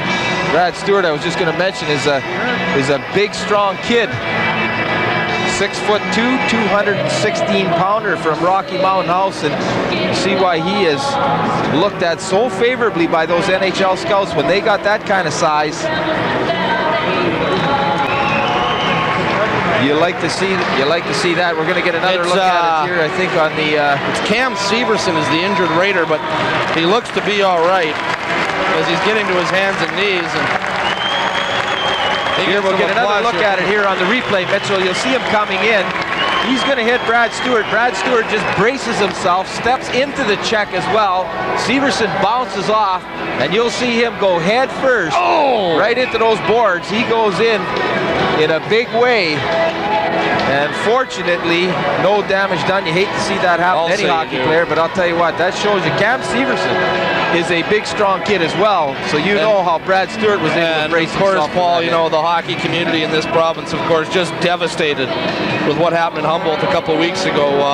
I know even the players in the Western Hockey League know about the Graham Christie event, and they feel very bad, as the whole hockey community and everybody connected with hockey felt what was just a terrible incident and something you never like to see. And you never like to see what just happened to Cam Severson, but he's all right, thankfully. Yeah, no, that's right. I mean, there's absolutely unbelievable accidents that happen out there. And for people that maybe don't know, Christie was hit in the chest with, went down to block a shot, which stopped his heart and ultimately led to his death, which is absolutely extraordinary that something like that would happen. When you think of the number of hockey games that are going on all over Canada, all over the place, the number of shots that are blocked on any given night, to have something like that happen was truly tragic. And of course, I don't want to really dwell on it, but of course there was an event here in Regina a few years ago with Brad Horning that ended the hockey career of Brad Horning. And, yeah, it can be a dangerous game. Yeah, it sure can be.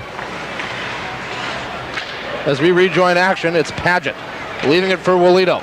Walito knocked off the puck by Mark Thompson. Goes down to center ice. Petrovicky tried to get to it. Puck cleared back down into the Pats zone, and this is Adams.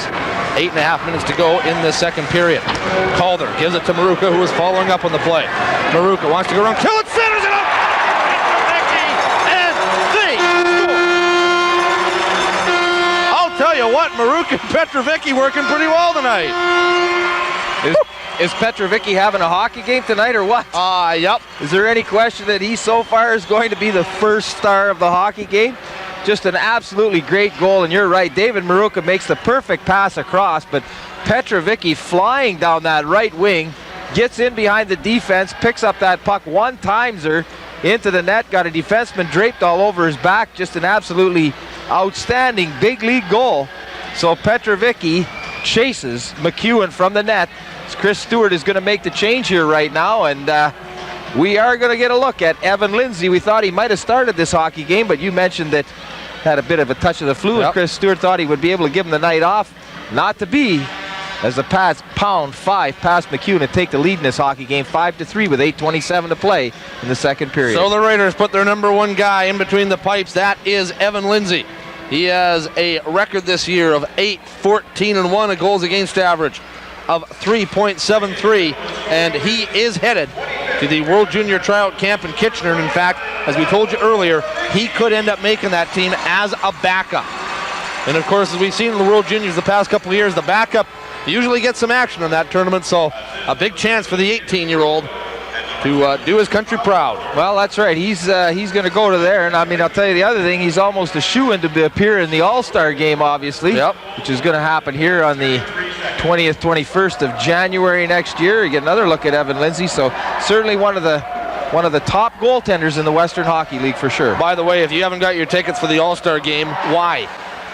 Make sure you're here January 21st of the game.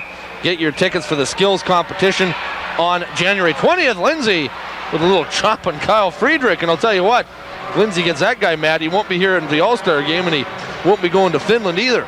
He'll be eating dinner through a straw.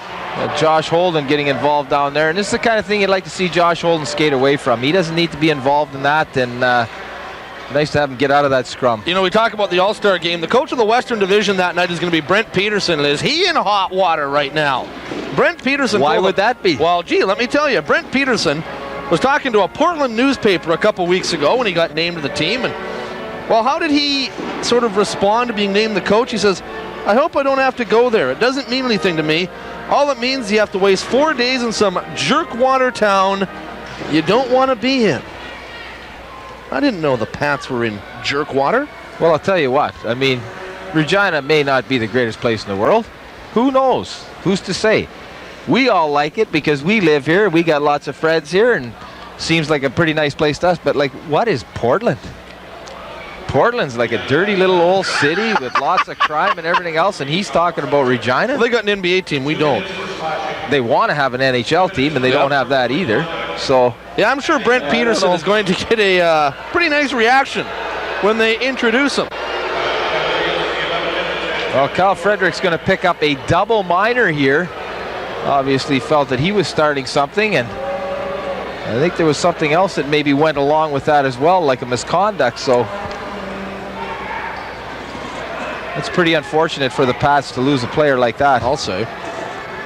8:06 to go in the second period. Pats lead it by a score of 5-3, and they get a big 4-minute penalty here. Now they have to kill off as Kyle Friedrich is in the penalty box. Yeah, you don't want to let the Raiders back in the game here. You got them down pretty good right now. I'm sure their confidence is very fragile at best. Is going to be somewhat shaken by the turn of events here with the Pats up 5-3. Don't give them another life.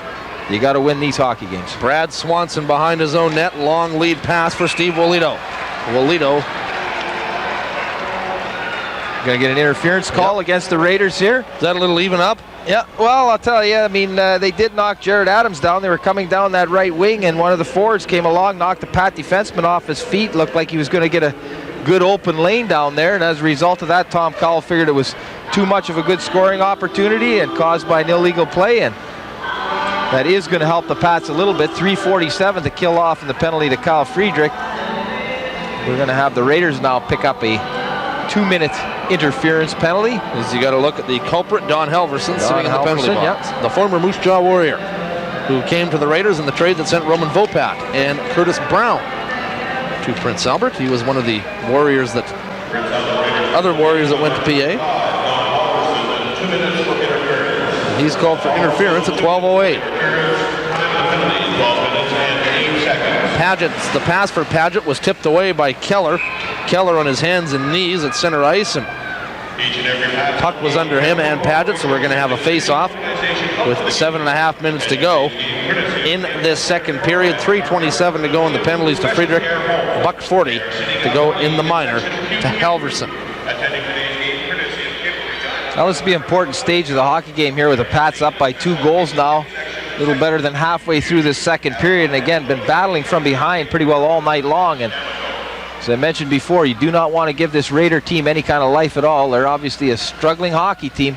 Pats would like to keep them down right now if they can. Pats have had their way with the Raiders this year. They've beat them all 3 meetings, 6-3, 7-2, and 6-2. So they've all been pretty one-sided scores for the Pats as Keller drove his man, Cameron, into the boards. Whistle went. Little extra elbow maybe up around the back of David Cameron's head as he took him in. And Kyle having a chat with Keller about that. He's a big physical player too, that Drew Keller, and another important acquisition the Pats made to solidify that defensive group of hockey players they have. Came here from Kamloops for a pick in the Bantam draft next year. Yeah, and he certainly seems to have been improving all the way through this year as well. He's getting lots of ice time out there, and he's responded very well for Coach Perry Shockey. Pats win the draw and sweep it out to the center ice zone. That's where Stuart has it, gets it to Holden. Holden having trouble controlling the puck, and now Kellett brings it across the line. Kellett trying to move around Keller. Stuart picks up the loose puck and overskates it a little bit, but manages to regroup and gets it to Surjak. His pass for Keller, too far for him, and now the Pats get it and they bring it out. It's Holden. Holden across center. Holden comes across the line, wants to get to Surjak. He chips it to Stuart. Stuart made a move to get around the defenseman, gloved it around Cameron, but by the time he got back to the loose puck, he couldn't do anything with it.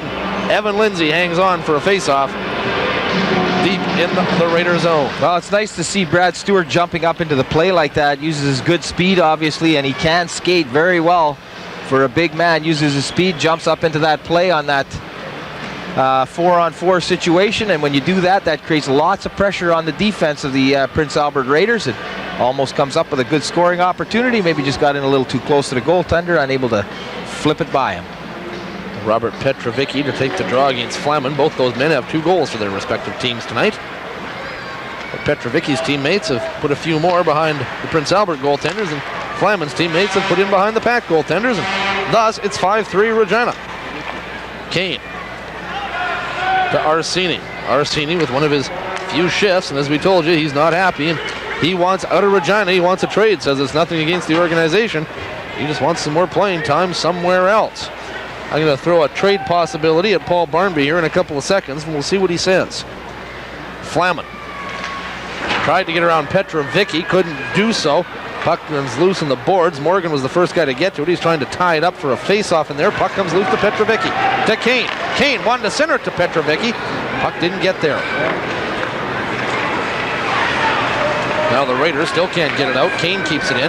Now finally it comes out. That is Morgan. Morgan couldn't get around Adams. Petrovicky brings it back. He's poke checked at the line. Following up is Kane, and he just dumps it into the PA zone. Pats once again now killing a penalty. Minute 34 to go in the double minor to Friedrich. Kane. We will attempt to get it out. Now Cameron comes in, takes the long shot. Hoople easily steers that aside. Well, that's Paget out to Halverson. Halverson has Cameron out front. Hitchings is also there. Puck's loose in there. It banks around. And then Calder dumps it into his own corner. Adams fires it out. That hit a fan down below us here, Paul? I think he fired it right at his mother. It's right where she sits down there. So what? Jared Adams winds up, brings it around the glass, and out and over, and ends up in section Q. Okay, here's a like question. Anybody's Here's any a worse question for wear. Okay. Trevor Wazeluk just re-signed with the Medicine Hat Tigers. We know he's not happy in Not Medicine a happy Hat. man, no. Dean Arsini not happy here. Right. Medicine Hat struggling. Pats need another offensive guy to further get everything going. You make a trade, Wazeluk for Arsini? Trevor Wazeluk's what, 19 years old now? Dean Arsini's 17. 17. I don't make that trade. No? No. Wouldn't be another piece of the puzzle to get to Spokane? No, I think you got enough offense on this team. What you got to have right now is you got to have some defense. All right. Brent Parker, if you're listening, you've just got the opinion of Paul Barnby. For what it's worth. But what he paid for it. I'm not disagreeing with you. You're not going to charge Brent for that little fee at consultation? Puck dumped down into the Raider zone. 33 seconds to go in the penalty to Friedrich. Hitchings behind his own net. It's being watched by Calder. Now Jensen comes in to check things out. Long lead pass by Hitchings to Halverson. Kane poked that away. Boyd Kane showing some good speed as he beats 3 Raiders with the puck.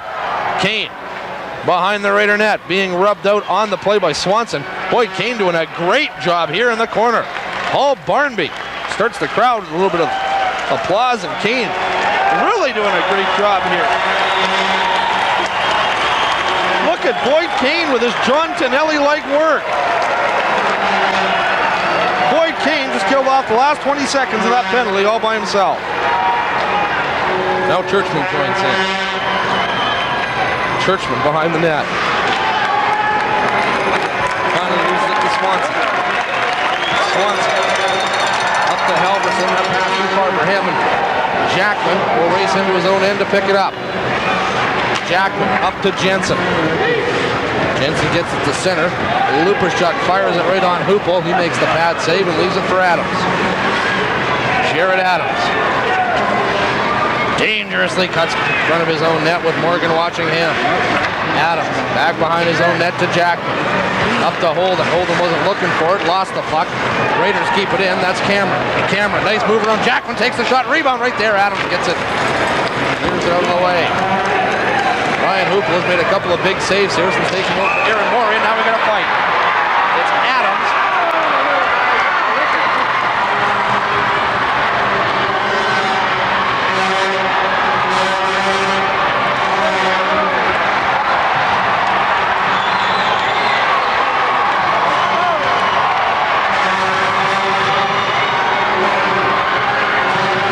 Derek Brandon for the Raiders. Adams, and I think you got to give Adams the victory on that one. I'd say a pretty clear-cut victory. I'm not sure exactly what precipitated that, but obviously they felt like they needed to settle something out there. And Jared Adams and number 15 for the... Jared Adams got a couple of pretty good shots in there on Brandon. Yep. Brandon did well to keep, held up with Jared, but Jared definitely got the better of him. Let's talk about Boyd Kane and that effort he put forth here a couple of minutes ago. That was outstanding. Yeah, well, I'll tell you what, is that what Boyd Kane is known for, and that's get down low on those boards, work that puck, but I'll tell you, it was just a superhuman effort, and obviously that's what's going to get him to the NHL if he gets there. Big, strong, physical, power forward, and we saw evidence on that penalty kill. He just got down there and would not let the PA Raiders get control of that puck. That's the kind of thing that Perry Shockey wants to see. The one-on-one battles, no, I'd have to say that was like about a 1-on-3 battle. 1-on-4 maybe. And he won every single one of them down there. We get a look at this again here. You can see him fall to his knees, pulls the puck back between his feet, controls it. He's got 3 PA Raiders around him right now. Still has control of that puck, works it down low, fights off the check. Raiders think they're away with it again, but he sticks out his stick, controls it with his feet. Just an absolutely outstanding example of not giving up and making sure you control that puck. Single-handedly, as you mentioned, Mitchell, killed off about 20 seconds of that power. Tell you what, send that piece of tape down to the Pittsburgh Penguins. They'd be very interested in seeing what their property just did. They know what he's all about, and that's why they drafted him. Another fight for it along the boards. Puck came loose to Luperchuk, and Hoople stopped that, and Mark Thompson collects the rebound. Tries to get it to Maruka. Puck's in some skates. Now Stuart flips it out. Not quite out, though.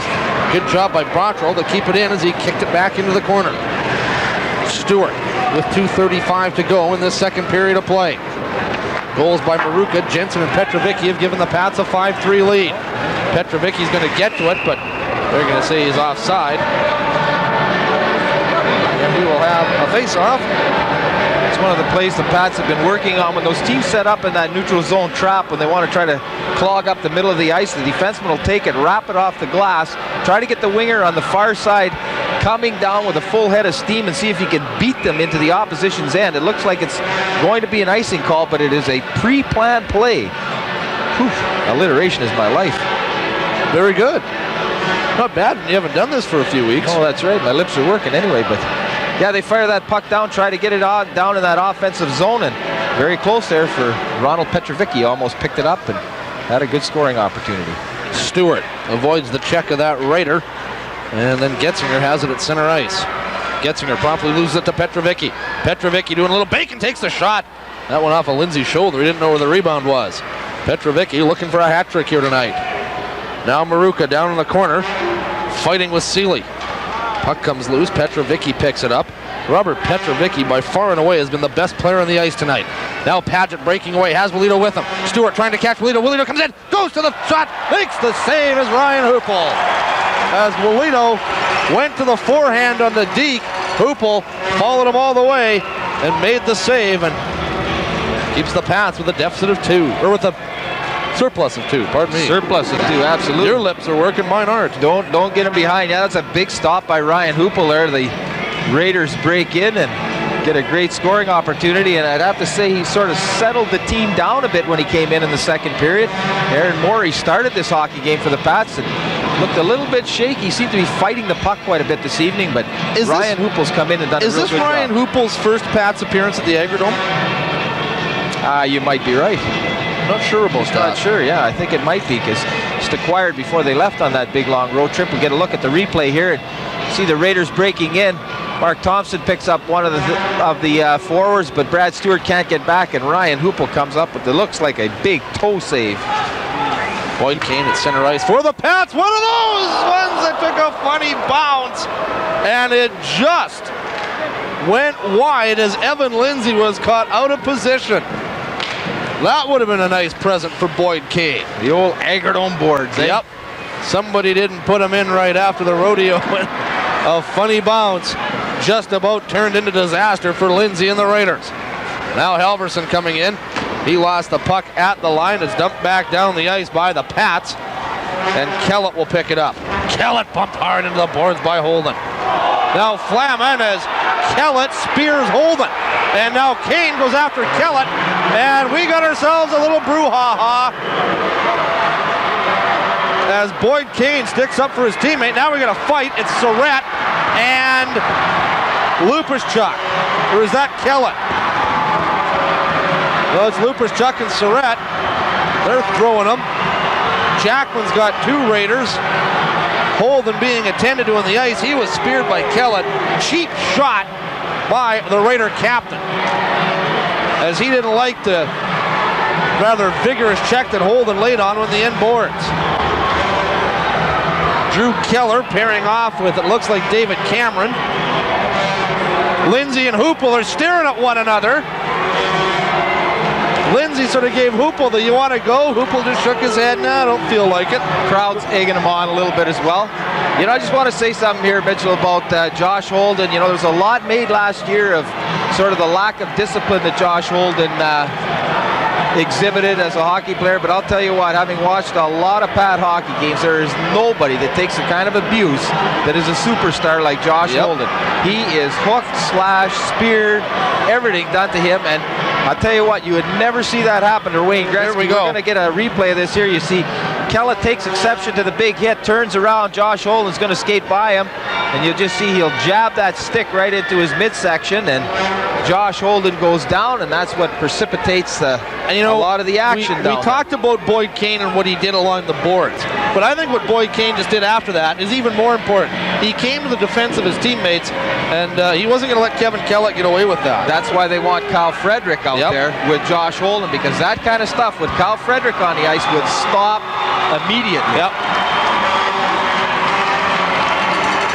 Tom Cowell down there, he's got his little book out. He'll be writing a few citations, I'm sure. I talked about Lindsay and Hoople sort of going at it. Paul, I remember a game last year that you and I did when the Red Deer Rebels were here, when Andy Adams just beat the living you-know-what out of Mike Whitney, who told Andy Adams, "Hey, you want a piece of me? Come down and get some." And Andy Adams definitely did. That was one that had the Agrodome fans buzzing. Maybe one of the top moments at the Agrodome last season. Well, I'll tell you what, it gets the fans excited. There's a pretty good crowd here tonight, too. Obviously, maybe feeling a little bit worse for wear because they haven't had much hockey here in the last 23 days. Want to come out and see their Pats play. And so far, with a minute 01 to play here in the second period, and the Pats up 5-3.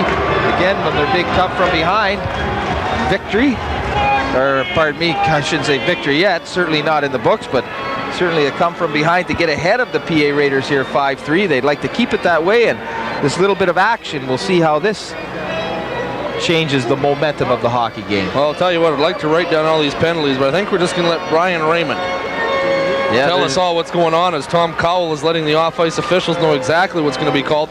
Got to think maybe a couple players will be hitting the showers early. Kevin Surratt might be one of them. We'll have to see. Yeah, we saw Josh Holden skate off under his own power, which was a good thing to see, and headed immediately for the Pat dressing room. So we've probably seen the last of him for this second period, but I'm sure Josh will be back for the third.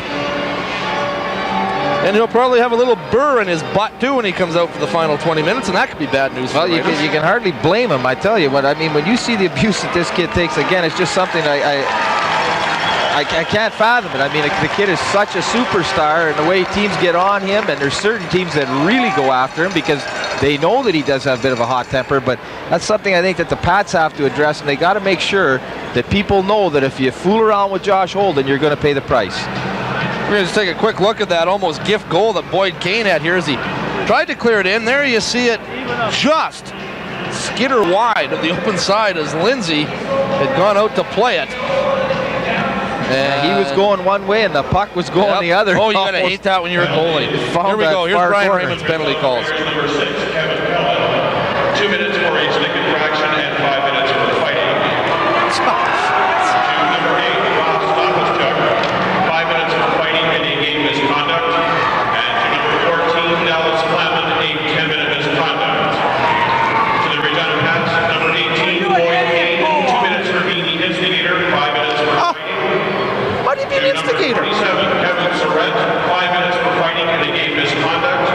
And to number 2, Barrett Jackman, a 10-minute misconduct. The guy that starts it all gets 2 minutes for a stick infraction. And Boyd Kane, who goes into that. Well, Boyd Kane does deserve the instigator. Well, because yeah, he went there and he attacked that Raider immediately. But the guy that starts it, though, gets a 2-minute stick infraction. That's right. You're supposed to wait and let the referee call it, and then you got the manpower advantage. And if you want to start the fight, then you're going to take the 2-minute instigator. Well, I certainly don't agree with Tom Cowell's decisions on some of that, but it really doesn't matter much to me. It matters down to the guys in the ice as we enter the last minute of the second period. Calder down low to Maruka. Maruka has it knocked off his stick by Derek Paget. And now this is Wolito with it. Come on! Petrovicky chops it back into the Raider zone, and he was chopped by one of the Raiders, and Swanson has it. Brad Swanson for the Raiders. Up to Helderson, or Magnuson, pardon me. Puck comes down to Kyle Calder at center ice. Calder has Petrovicky with him. Calder on the left side, wants to move around Swanson. Petrovicky following up on the play. He picks it up in the corner, then knocked off the puck by Wolito. Goes back to Calder and Swanson. The four players fight for it there. Now Petrovicky has it. Comes out front. Wanted to jam it in. Lost control of the puck as he went to shoot it, and the puck now dumped down into the Pat zone. Won't have enough for icing as Keller picks it up. Drew Keller, and he'll just lag it. Period comes to an end. In the second period, all Regina, as goals by Maruka, Jensen, and Petrovicky turn a 3-2 first period deficit into a 5-3 lead. Well, and you'd be surprised that the shot clock is tied at 16 apiece, so it looks like the Regina Pats certainly have gathered the momentum in this particular hockey game and tucked it away, but don't count out those PA Raiders yet. We talked about the fact that we thought we had a nice quiet little hockey game going on there in the middle portion of that second period, but that changed as the action started to heat up at the end. So your score after 40 minutes, the Regina Pats lead the Prince Albert Raiders by a score of 5-3. We've got another exciting 20 minutes to come, but first, talking about excitement, let's throw it down to Pete Pasco. Pete? Hey, thanks, guys. Oh, I love this stuff. Check this out. Ronald Petrovicky, yep, got him. Yep, Boyd Kane, got him here too. Yep, Brad Stuart, Josh Holden. You're probably thinking, has Pete snapped? No, he's just enjoying the Regina Pats hockey card collection. Yep, the Pats this year, in conjunction with the Regina Police Service, have issued a full team set of hockey cards. So it's with, of course, Christmas coming up. It's great for any young Pat fans in the family, or as well any hockey card collectors out there. You want to get your hands on these. They're great. They've got full color photos of the players on the front. On the back, a smaller photo as well as all their personal information and a nice little message on behalf of the Pats and the police service for each different player's card.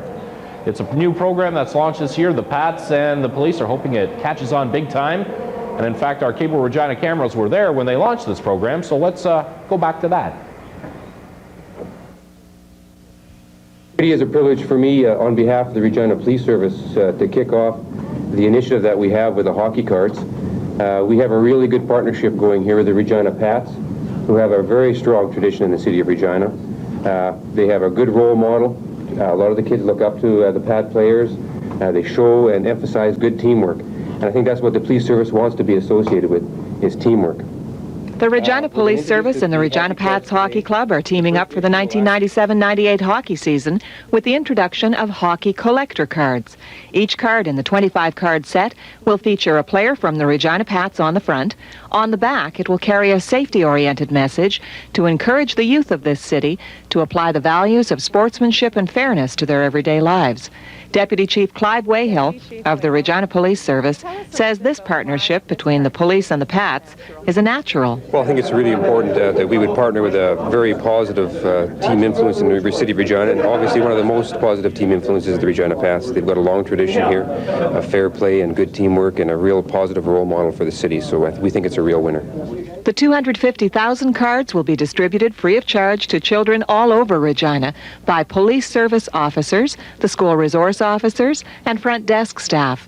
Scott Clark is Director of Marketing for the Regina Pats Hockey Club. They're going to be introduced for the first time in Elizabeth on Sunday night at the Regina Pats game. It's a 7 o'clock game. We got Saskatoon Blades in, and we'll start about 6 o'clock when the gates open, and the police officers are going to have lots of sample cards for the kids to get going on their sets. And 3 new cards introduced each week? Absolutely, 3 every week for a 9-week period, and week number 9 we got a mystery card to round out the set. That'll be card number 25. Hockey cards aren't a new idea, but it's been 15 years since the Pats issued a series of collector cards. The driving force behind this initiative is Constable Todd Struby, who remembers his days as a player for the Regina Pats. Well, I like the idea. I remember as a player, I thought it was a great idea. Not only the fact that we had a card of ourselves, but if you gave us the opportunity to interact somewhat with the police, realizing that the police aren't those big bad people, that they're there to basically to help you. And I thought I'd like to give that back now and maybe return it to the players, not only the players but the kids. A great idea, willing partners, and some legwork from the Crime Prevention Unit of the Regina Police Service, and the project is just about complete. But none of it would have happened without generous, community-minded sponsors like Frank Ellingson of Regina Co-op Gas Bars. Ellingson says supporting this program wasn't a tough decision. Not at all. It's something that our philosophy is to try and be a good corporate citizen, and supporting the Regina Pats and helping out the youth is a big thing with us. I try and encourage all my attendants at the gas bars to continue with their education and do that type of thing, and I think this is a good place to start with that, to show that we can do that. On this day, the players who will be featured on the first 3 cards issued were present for the news conference. Boyd Kane, Kyle Calder, and team captain and hometown hero Jared Adams. Also present were grade 4 students from St. Mary's School in Regina who made a beeline for the red jerseys when the speeches were over. Through it all, the players were patient, graceful, and gentlemanly. Proof that they take their responsibilities as role models seriously. You don't think of yourself as one, but you are. You look back, and I think when I was really young, you look up to those guys in a certain way that, you got a little twinkle in your eye, but, it's really tough to talk about, but it's part of what you do and who you are, and you have to think about that at all times. It's the common language known as love of hockey that unites these partners in a shared goal to be a positive influence in the lives of youngsters. And, judging from the early results, it's going to be a solid investment. What do you think of this whole thing? It's really awesome. It's cool. It's cool. It's awesome.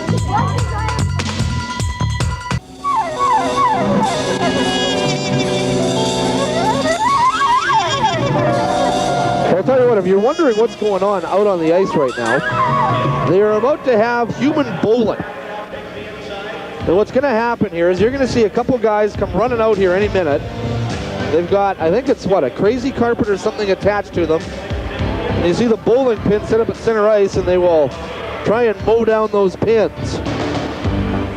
Human bowling, I don't know if there's any truth to the rumor that Mitch Blair was a prototype for the bowling pin. Maybe we'll talk about that a little later on. Before we go any further, Mr. Barnaby, Pete Pasco, if you're listening, you're obviously not seeing things out here.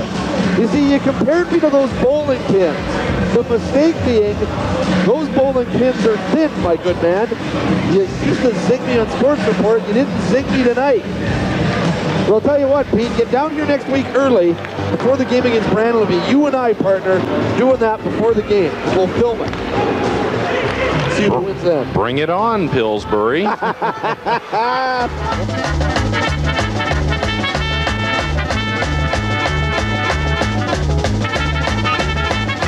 Here at the Agrodome, it's Saturday Night Raw. Mitchell Blair against yours truly in a no-holds-barred exhibition of human bowling? You've got to be kidding me. What have we gotten ourselves into here? Media bowling.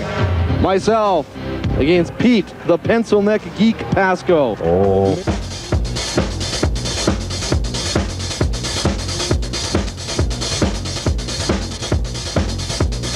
So, you know, I just got a couple things to say.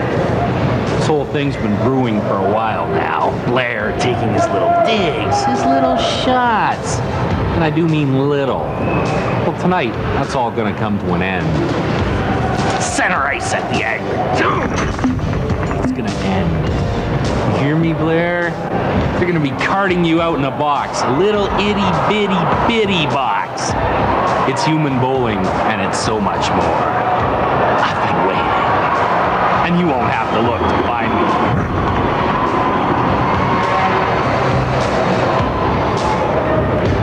You know, Pasco, all you do is beak.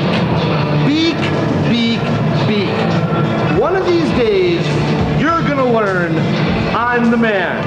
And in order to be the man, you've got to beat the man. It ain't gonna happen, partner. Once again, you're gonna find out who's number one. All me, all the time. You don't have to accept it. Just understand it. All me, baby.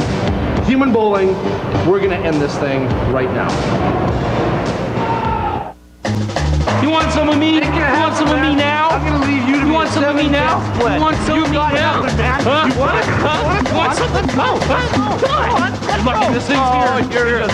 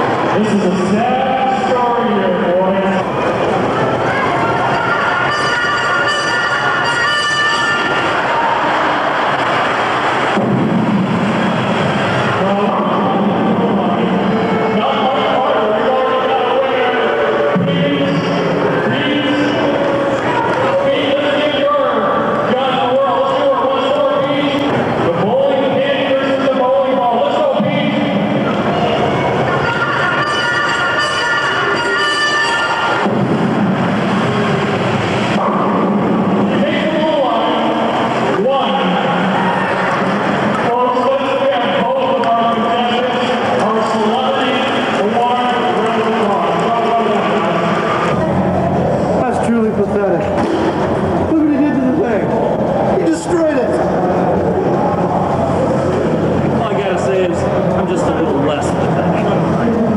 That's good, isn't it? Oh yeah. Ain't gonna be no rematch.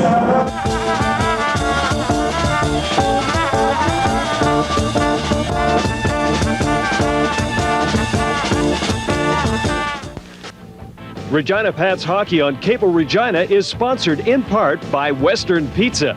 Visit our newest location downtown at Victoria and Broad and try the Western way today.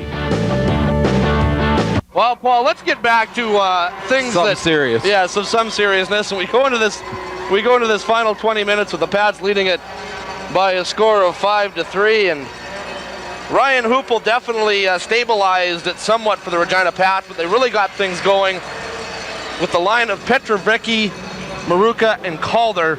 Petrovicky just flying out there tonight. He has 2 goals and 1 assist.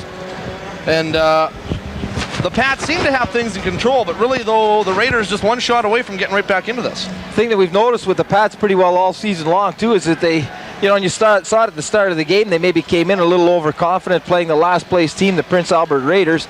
They got behind by a couple of goals, played with a little more desperation, got everything tied up again, and then seemed to relax, let the Raiders take that lead again, and then had to turn it on again. Now they've got this lead, this 5-3 lead. They've got a period of hockey to go. They want to make sure that they hang on and get this victory. We're going to see the goal that tied the game at 3. It was Maruka's second of the year from Petrovicky and Calder. You see Petrovicky on his knees get the puck to Calder, or to Maruka, pardon me.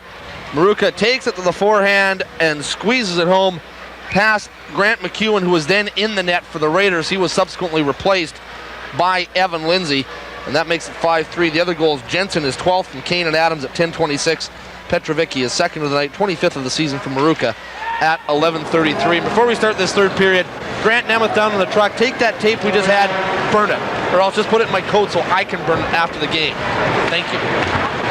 Back to action. This is Morgan. Morgan cutting into the slot. Lost control, but gets it to Cameron. He takes the shot. That goes off the leg of Keller. He felt that one, and Petrovicky gets it to Calder, who just chips it to the Raider line. Now Getzinger to Cameron. Cameron to Getzinger, who got it to Swanson. He dumps it down the ice, where Hoople will leave it for Keller. Keller wanted to get to Petrovicky. That pass was too far for him. And now this is Stuart with it at the PA line. Calder has it now. Calder lost it to Sealing. Dumped into the Regina zone. You know, Paul, what a mean trick that was. My sister's in from Victoria, didn't know anything about this.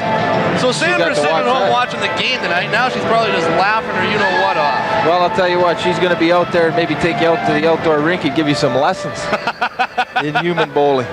The Raiders are going to, the Pats are going to pick up a penalty here right off the bat, so I can't even tell you what it is because there's so many guys in the box. David Maruka is going to get fingered. I didn't see what happened there. Actually, Kyle Calder had the puck and was trying to make a move at the blue line, and as soon as the puck turned over, it was blown dead immediately. I thought for a minute it might have been going against the Raiders, but Tom Cowell saw things a little bit differently and has added David Maruka to that penalty box, getting to be quite a crowded place down there. Not much real estate left in that box. There'll be room for one more guy. Maybe. Let's hope it's not another Pat. Well, let's hope not. We can go sit in with the PA guys. I'm sure they'll let them sit there. We had a shot of that crowded penalty box there with players sitting and waiting. The Pat's going to be down a man here. 19-minute mark of the third period. And we see some work being done to the ice. We'll just tell you the Pats in action twice this week at home. Tuesday night, Brandon Wheat Kings here. 7 o'clock start.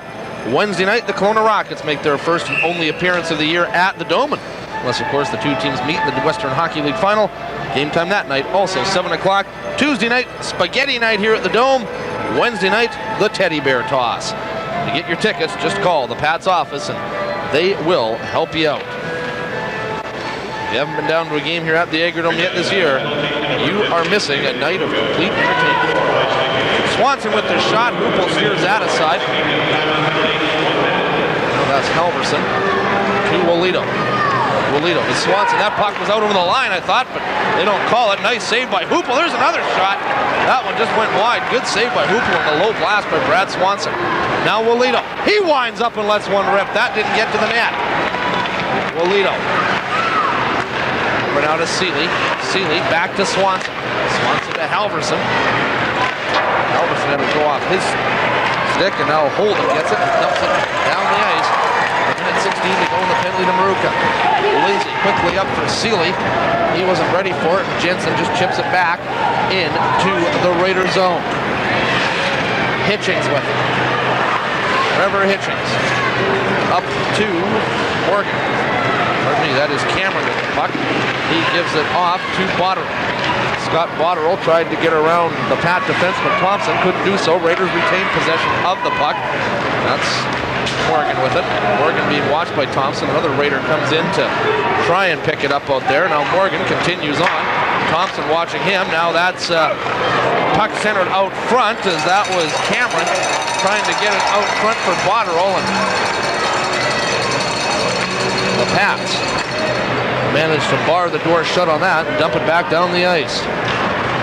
Brett Lysak got a piece of that pass coming across, and that's what you got to do. Have your forwards collapse right back to that net when that puck goes down low like that and try to cut off that crossing pass.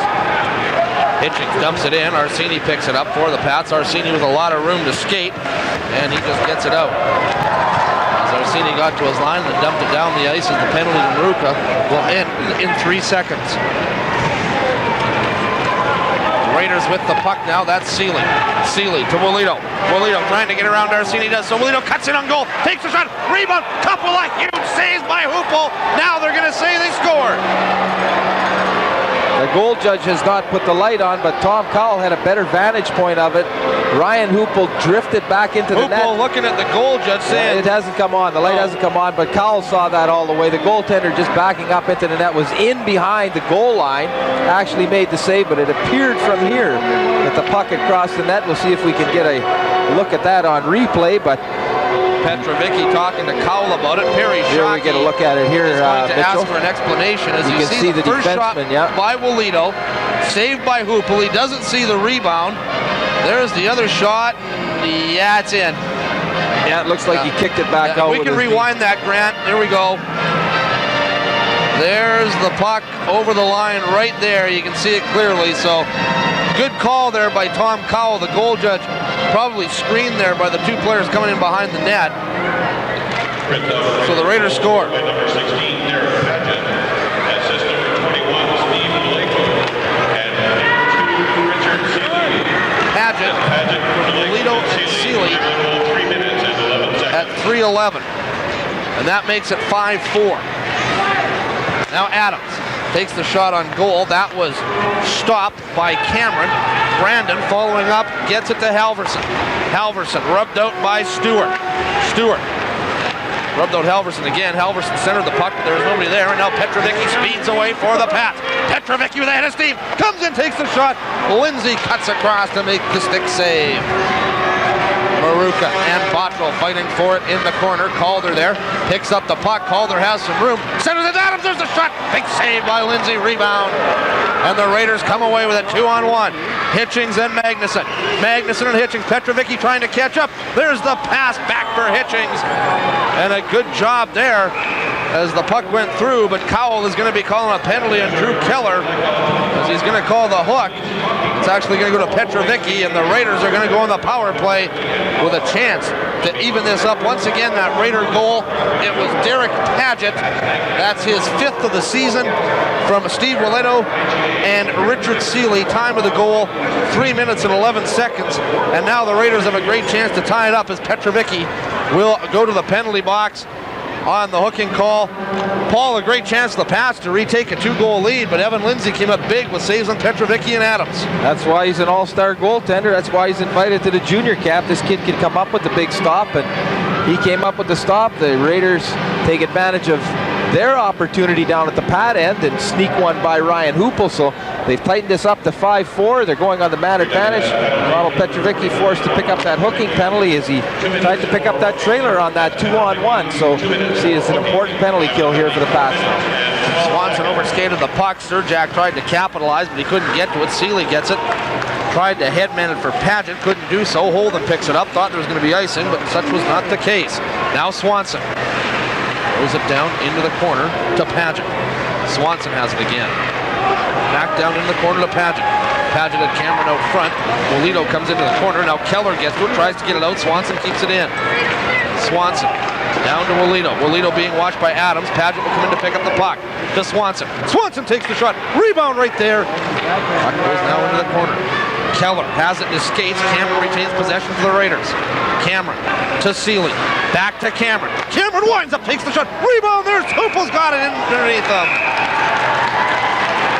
A big scrum down there in front of Ryan Hoople, but the defensemen do a good job of tying up those forwards down there. Make sure you got their stick tied up so they can't pick up any of that garbage, but good low hard shot. Ryan Hoople was able to see that all the way. Got down on top of it, comes up with the big save, and the score stays 5-4 for the Pats. $1.09 to kill off in this penalty yet. See if the Pats can get this one killed off and retain this 1-goal lead. Magnuson to take the face-off for the Raiders against Lysak. Adams gets it off the face-off. Big win by Lysak, but the Pats can't clear the zone. Raiders have it. That's Brandon. Now Magnuson comes in there, knocks Calder to the ice.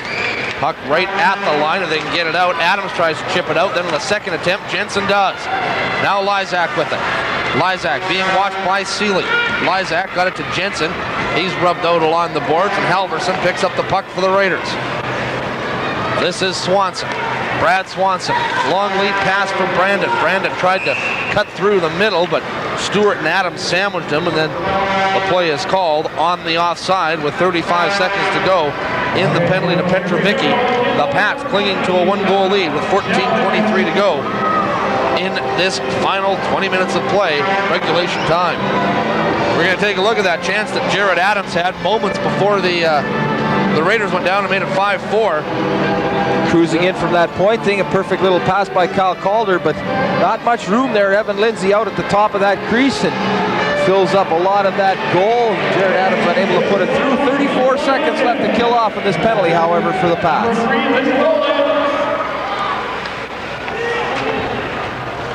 Here come the Raiders.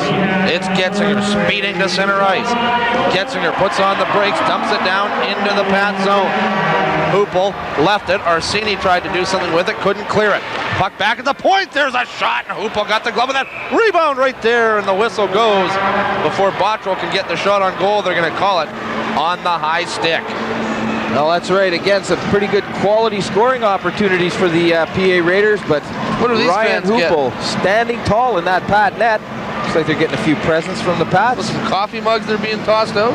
Not sure exactly what that is, but of course the first 4,000 fans that came to the Dome tonight got a team poster. Why don't they throw one of those things up here so we can get a look at it? Because Mike couldn't throw that thing up here if he was standing 2 feet from us.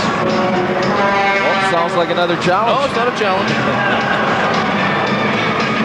It's an observation, not a statement. Well, 10 seconds to go in this penalty, and the Pats will have made a statement, and that's killing off a very important power play for the PA Raiders. Brad Stewart's going to chase it in the corner. Gets it back to Adams. Mike, by the way, I know when you watch this, you know I'm kidding. Holden with it. Holden tried to get it around Getzinger, couldn't do so. Then Waledo trying to move around Adams. Adams put the hip into him. Stewart has it now in his own end. Out to Kane. Boyd Kane comes to center. Trying to move around Magnuson. Kane doing a great job of hanging onto the puck. Kane comes in, wrap around, just about tried to bank it off Lindsay's pad, and then Kane put in his keister by Kellett. Cowell says, play on. Put it on his keister, but he took a good two-hander right to the chops in the process. Holden with it now.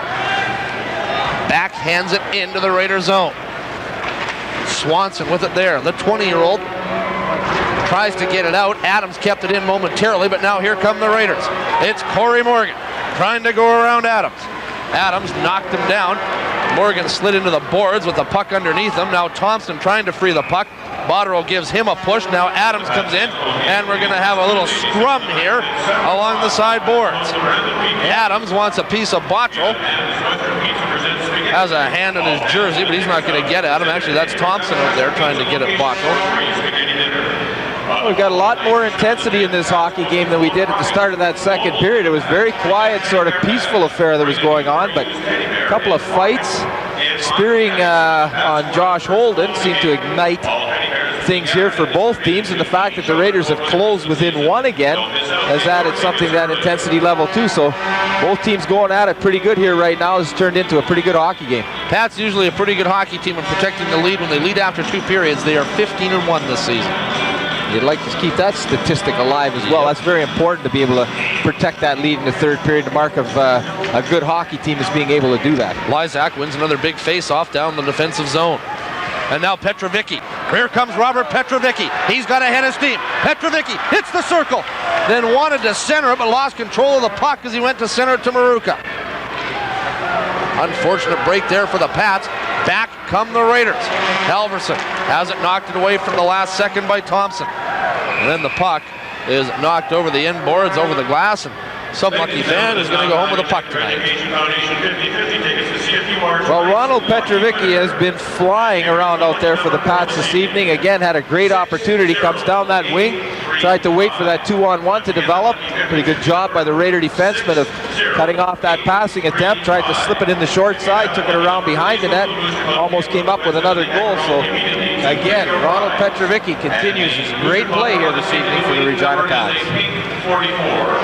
Lysak wins another draw, and this time the puck just about got out. Maruka couldn't quite chip it out, and then the second attempt, Stuart does get it out. David Cameron with it now. Wanted the lead pass, cross ice, but that was intercepted by Maruka. Maruka shovels it into the Raider zone. Lindsay leaves it there for Getzinger. Getzinger. Now Keller keeps it in. Petrovicky fighting along with Getzinger in the corner. Lysak joins into the scrum.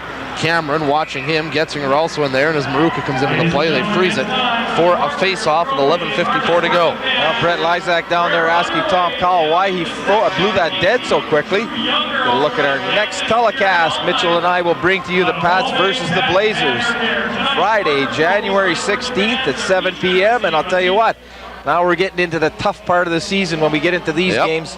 Some of those West Coast teams, they got some pretty good hockey clubs out there. The Blazers obviously one of them, and they'll be jockeying for playoff position at that time of the year. Of course, the Blazers not the team they were in the early 90s when they had guys like Ginla and Dominic Kelly and Baumgartner and Hirsch and the rest of them, but now they're still a pretty tough team, though, and of course, Donnie Kinney. Kinney returns to the Agrodome that He night. can put the puck in the net, that kid. He sure can. He'll be another guy who'll probably be here for the All-Star game a couple nights later. Stuart at his own line. Rubbed out by Paget on the play. Seeley tried to clear it out, but Holden brings it back in. Josh Holden moving in, takes the shot. That one just whistled wide. Paget wanted to get it across to one of his teammates that doesn't have a stick. Holden intercepted the pass. Gets it down to Calder. Calder effectively tied up on the play, and the Raiders have no problem in clearing it out. The pass to Botterill, too far for him. Then Keller and Botterill trying to chase it down, but Hoople beat everybody to the puck and steered it out himself.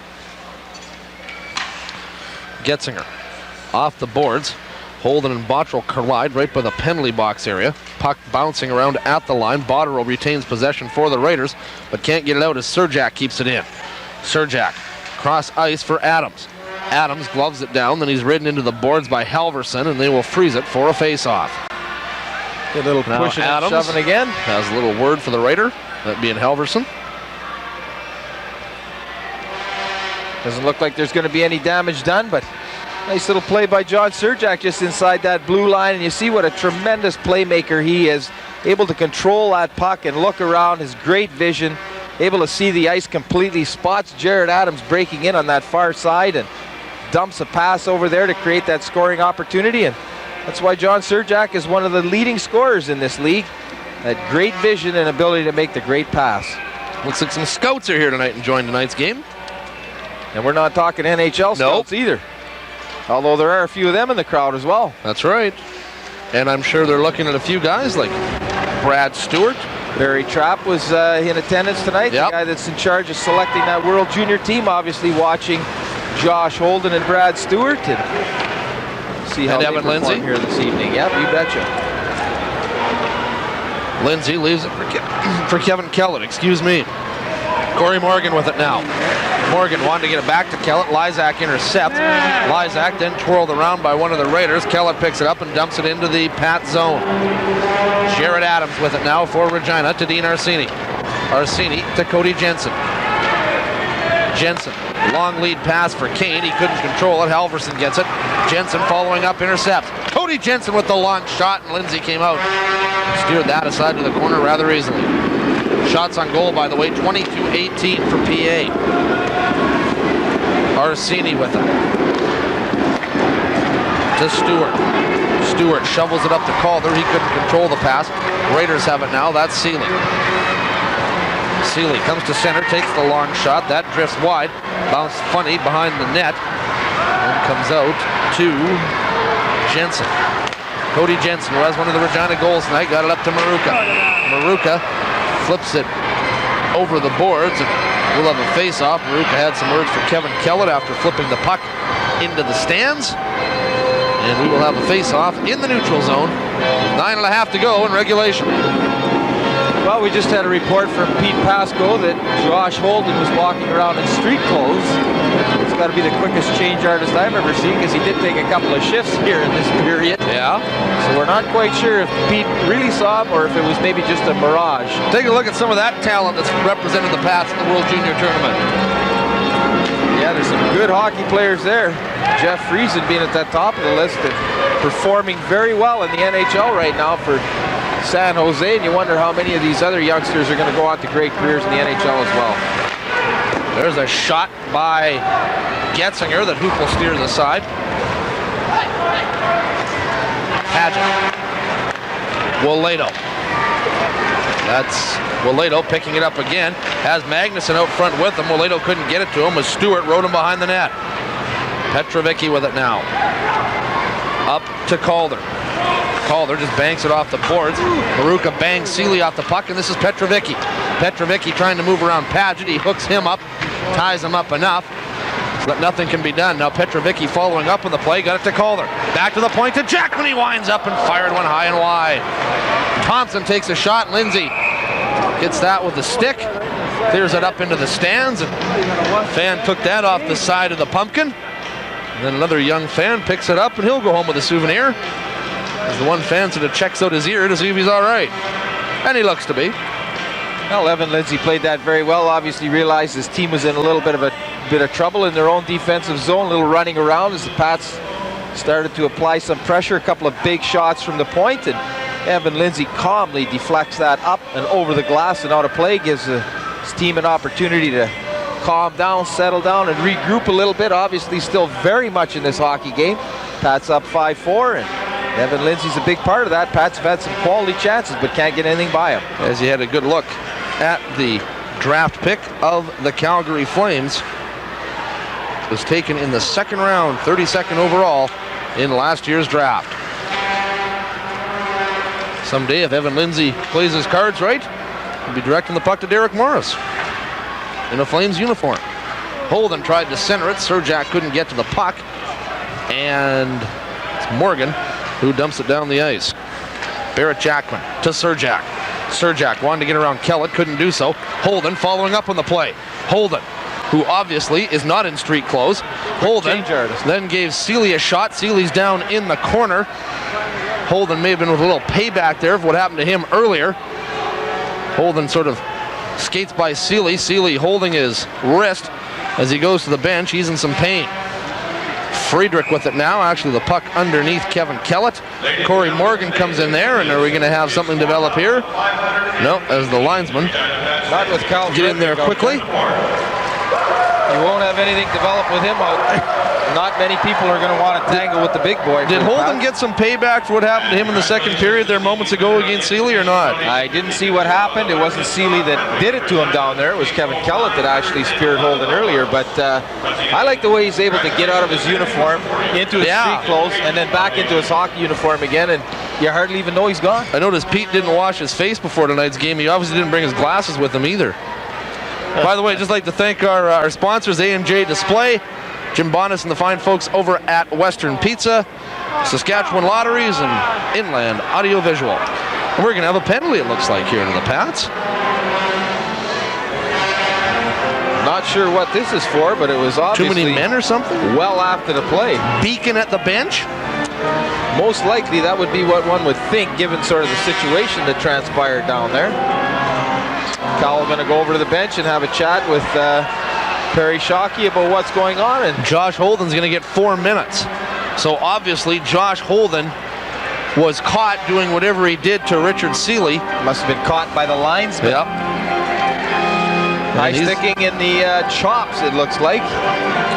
He's going to get called for. So the linesman must have seen that, because I don't think Tom Cowell didn't call it right away, and must have had a little conversation when that play ended. And Josh Holden is going to spend 4 minutes in the penalty box. And, woo, that's a crucial penalty at this time of the game, boys. 7 minutes and 41 seconds to play here. You know, and it brings the crowd to life. The crowd. I'm going to tell you what, Kevin Kellett speared him, and I got on this in the second period, and he calls 2 minutes. And then he calls 4 for the high stick in the chops, and that is the fans here at the Agrodome rather PO.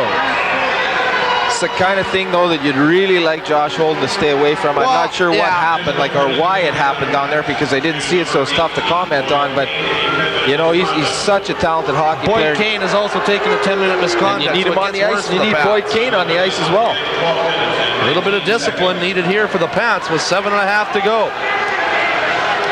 Key power play here for the Raiders. Holden in the box for 4 minutes. Kane done for the night unless we go for overtime. As the fans chant, "We want a wrap." And if I was down in the stands, I might be joining them. Not you, Mitchell. Yeah, me. Walito. There's some nights you don't see me up in the press box. That's because I am down in the stands. It's always fun to sit down there and yell like a fan when you're paying your money. That's no right. question about it. That's right. Been and there, I know done you that. sit down there certain nights and do the same thing. Been there, done that. Yes, Lots of fun. Yeah. Generally, though, Tom Cowell, I think, has done a pretty good job of this hockey game. There's a few things, and you can probably find a few things with most hockey games that are refereed. Very difficult job to do, and Tom Cowell's one of the best. Paul, by the way, I guess some belated congratulations should go out to a couple of Regina sports teams that we haven't had a chance to congratulate since our last broadcast. Of course, the Regina Rams on that exciting Canadian Bowl over Kelowna, another junior title. And to Sandra Schmerler's rank, job well done. Go get the gold in Japan and then win another Canadian championship right here at the Agrodome. The Scott Tournament of Hearts coming up in February. Yeah, that'd be very thrilling for everybody.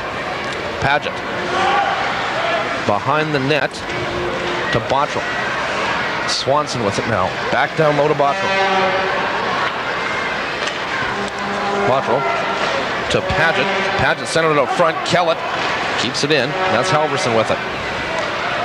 Halverson down low to Paget. Back to Halverson. Halverson wanted to get it cross ice to Bottrell. Couldn't do so. Kellett just barely kept it in. Halverson with it now, being watched by Jensen. Halverson back to the left point to Kellett. Kellett with the wrist shot, that doesn't get through.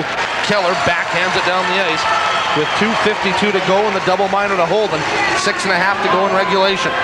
Pats lead it by 1. Walito will try it on the right side. Moves around Calder, dumps it into the Pats zone. Adams gets to it, wants to clear it out. Calder will chip it by his man. And Calder will go after the loose puck, but he'll be beaten to it easily by Brad Swanson. Swanson behind his own net. Up to Seeley. Seeley couldn't control that pass. It goes down the ice. Adams is going to touch it, and as he does so, icing is called. Well, that Raider power play, 16.6% coming into the game, 25 goals on 151 chances, 15th in the WHL, so obviously they don't have a lot of firepower on that power play. Look who's waving at you. Santa Claus would like to deliver an early present for the Regina Pats here in the form of a victory over the Raiders. Again, clinging to that 1-goal lead. They've got 2:17 to kill off here in Josh Holden's double minor that he took. 5:58 to play in the third period. Got everything set up. The Raiders are actually in pretty good position for a road game. This is what you want to do. Be close coming down to the wire. I guess they've got themselves in that position. I guess with Santa here, Paul, I guess you and I should wish everybody out there a Merry Christmas. Absolutely. This will be our last broadcast of the year 1997. Happy holiday season to all of you watching tonight on Cable Regina, Regina Television, Channel 7. Calder doing a great job along the boards here. Boyd Kane-like effort by Calder as he kills a few seconds off, and now the Raiders finally bring it out of the zone. That's Magnuson. Wanted to get it to Flaman, couldn't do so, and Adams managed to chop it away, and then the whistle goes as brought in on the offside. The puck was brought in on the offside, so we'll have a face-off. 5.5 to go. The Raiders need a goal to tie it up. They're on the power play. 1:50 to go in the penalty to Josh Holden.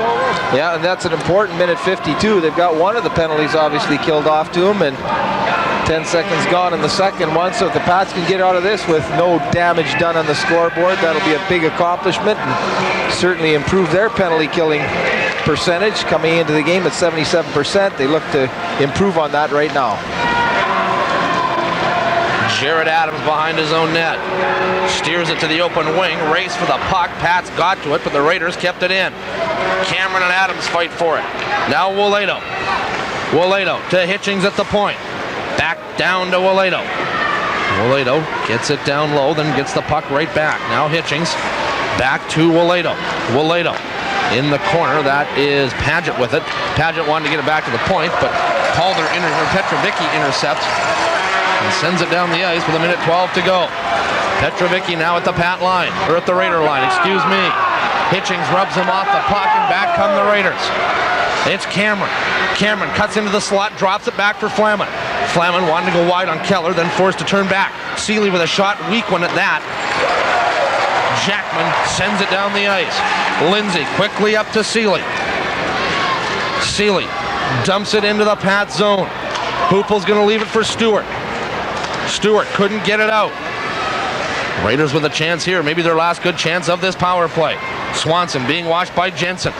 Puck on the far boards, now it's down in the corner. That's Flaman with it. There's a shot, and that one's whistled high and wide and goes over the net. Now Flaman and Stuart having some words with each other in the corner, but the linesman quickly gets in to break that up. And it's nail-biting time. Yeah, it is. 30 seconds to go in this power play advantage for the Raiders, and Pat's doing a good job thus far of killing this off, and Josh Holden will be the most relieved hockey player in the arena if they get out of this without the Raiders scoring a goal. I'm sure he recognizes exactly what's transpired out there right now, and he's obviously talked about it enough, something he wants to stay away from, but got suckered a little bit maybe by the PA Raiders here, and a little conversation down here with Tom Cowell trying to give some of the big guns of the Raiders a little bit of a time to catch their breath. And Pat's 30 seconds to go on the penalty kill, see if they can get this one finished off.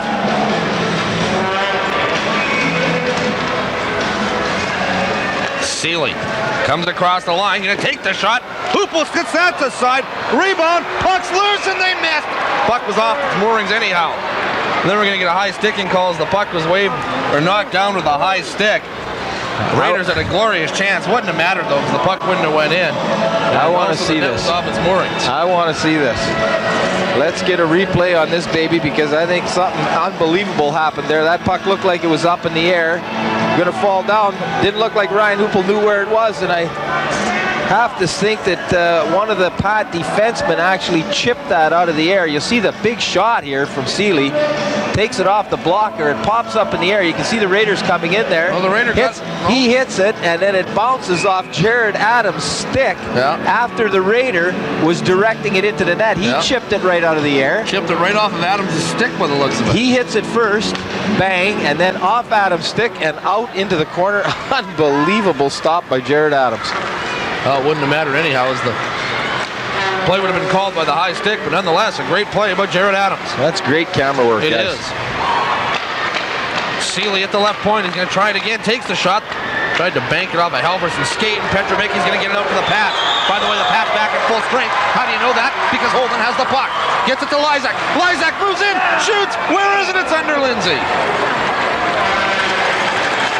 Yeah, nobody else knew where it was, but Evan Lindsay of the PA Raiders was able to keep his eye on that puck all the way down the ice. Good scoring opportunity as Josh Holden joins that rush. See what he did there? No, I didn't. Walked up to Seeley and either beaked at him a little bit, or I think maybe he said, sorry, man, because he gave him a little tap in the back of the legs as he skated by him. So here we'll get a look at that. Josh Holden. Get a look at that play by Brett Lysak, just with a great move around the defenseman. Josh Holden screening the goaltender, tries to put it 5-hole, but Evan Lindsay stays with the puck, able to see it all the way, and comes up with that big stop to keep this game at a 1-goal lead for the Regina Pats. 3:31 to play here in the third period. Holden, Maruka, Petrovicky, Jackman, and Adams out there for the Pats. Kellett has it for the Raiders. Headmans it to Botterill, who comes across center. Botterill being watched by 3 Pats, couldn't do anything with it. Puck rolls down to Hoople, who gives it to Adams. Adams to Maruka. Maruka leaves it for Holden. Holden has it swept off his stick by Getzinger. Maruka follows up. Throws it into the corner. Puck goes to Kellett. Maruka watching him. He'll bounce him into the boards. Kellett goes for a tumble, courtesy of David Maruka, and Holden has it. Holden to Adams. We're into the final 3 minutes here at the Dome. Pats leading at 5-4. Seeley being watched by Petrovicky. Petrovicky couldn't get his stick on it. Morgan following up on the play. Gets it to Walito. Walito poked it past Jackman. Picks it up as Maruka horse collars him. Jackman rubs his man to the ice. Now Walito rubs Maruka into the corner boards. Barrett Jackman picks it up for the Pats. The Fruitvale BC native, who's been one of the top rookies in the league this season, tried to get it out, couldn't do so. Then he was sent tumbling. Now the puck's back out at center. Kellett just about had it stolen by Petrovicky. Kellett manages to dump it into the Regina zone. Hoople leaves it for Jared Adams. Fans urging the Pats on. Adams just rifles one down the ice. And Maruka's going to be the first guy to get to it, but Kellett just beat him to it by a hair to get the icing. Well, there's that play that we talked about before, where the Regina Pats standing in behind their net recognize that trap. Jared Adams immediately puts up his hand to signal his forwards to take off down the ice. Fires a high shot up off the glass, see if he can beat that puck down to the far end, or if you happen to send the puck through the crease as well, it's the white icing is going to be waved off. And unfortunately, David Maruka just a step slow on that play, not able to get there. Face-off going to come back down in the Pat zone with 2:03 to play here in the third period. Lysak to take another big defensive face-off. Lysak can't win this one. No, Halverson took a shot. That one off a couple of bodies out front. Now Seeley with a shot. Rebound there. Hoople made the first save. Puck's in a scrim out front. The Pats are going to clear it. 3-on-2. Jensen, Lysak, Holden. Jensen wanted to get to Lysak. Couldn't do so. Now Lysak following up. Has it behind the net. And we have a whistle on the play. And he's going to call that glove to head. Yeah, he is. The offensive zone, and I actually think he might have blown that call a little bit, because Cody Jensen did glove that thing ahead, but actually bounced off his stick. Yep. After that, went down in deep behind the Raider net, and Brett Lysak picked it up, but to no avail. Tom Cowell's going to call that play dead, bring the face-off outside of that PA Raider blue line, and a minute 46 to go here. The Pats clinging to that 1-goal lead, 5-4. If you're Chris Stuart, when do you think about pulling Evan Lindsay? In about another 45 seconds. Okay. Stuart gets the draw, dumps it into the Prince Albert zone. Jensen will chase it down, wanted to get it to Calder. The Raiders intercept, and they will bring it out. That is Morgan. Corey Morgan comes across the line. Kellett following up, but he's offside.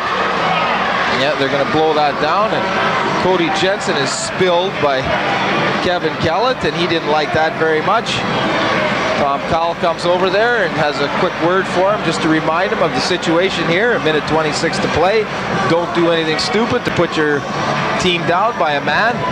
Just want to play some good, solid defensive hockey right now. The Regina Pats make sure they got that third man high in the zone all the time. Got all those lead passes off coming up. And don't get caught in an odd man rush right now. Make sure you're always matched up defensively.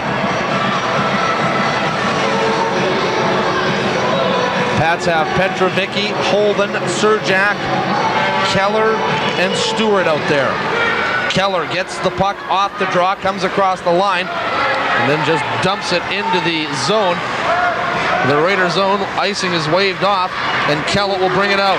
Kellett moves around Petrovicky, gets it up to Padgett. Padgett wants to go cross ice. Keller intercepts it, just banks it out, and here comes Holden. Holden has Petrovicky with him. Nice job by Petrovicky to stay on side. And then Holden took a weak shot that Lindsay steers off over the glass. Well, 1:02 left to go now for the Pats as they wind down this third period, protecting that 1-goal lead. And obviously, again, want to make sure that they've got enough offense done right now. You don't want to take any offensive chances where you're going to get anybody caught deep in that zone. They'd like to get the puck down low along the boards, a.k.a. the way Boyd Kane can control it down there and see if they can kill off some time here. Boyd Kane, of course, took a misconduct when Josh Holden grabbed that double minor. So unless the Raiders score, we've seen the last of Boyd Kane for the night. So I certainly hope we've seen the last of Boyd Kane for the night. Sealy behind his own net. We'll watch Evan Lindsay to see if he goes. He's looking towards Chris Stuart as Sealy dumps it towards the line.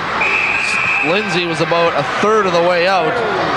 Then the puck is frozen along the side boards in the neutral zone, so Lindsay can't go anywhere right now. Well, Tom Cowell's going to put this face-off just inside the Regina Pat blue line, it looks like. Glove to head call again for the Pats. And Evan Lindsay out to the hash marks right now. He's obviously, as soon as the PA Raiders gain that Pat offensive zone, he's going to be heading for that bench. Raiders will try to get that extra man on the ice.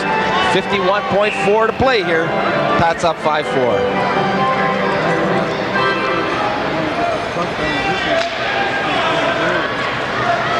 Adams gets it out. Petrovicky's going to be the first guy to get to it. Petrovicky has Serjak with him. Petrovicky's just going to want to tie it up. Petrovicky has it underneath him. Swanson tries to poke it free and did so. Morgan. Here comes Lindsay. Puck pulled back out. Oh, this could be a problem for... Oh, whistle it down on the offside. Lucky break. The PA Raiders. I'd like to see that one again. I think the Raiders got a big-time break there, as I think Petrovicky was out. It's going to force Lindsay back into the nets, however, with 31.4 seconds, but just about a big turnover at that PA Raider blue line, and that would have spelt the end for the Raiders, as the main man tonight, Ronald Petrovicky, was bearing down on that puck when it was blowing down on the offside. Lysak to take another big draw, and he wins it. Adams dumps it into the Raider zone. Lindsay stops it and leaves it for Swanson. 23 seconds to go. Lindsay will head to the bench again as Halverson comes to center.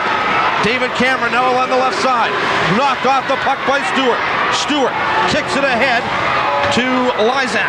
Lysak got it out to Stuart, and as Stuart dumps it out, the clock is going to tick down on the PA Raiders. Jensen tries to, or Calder tries to put it towards the open net. Doesn't matter.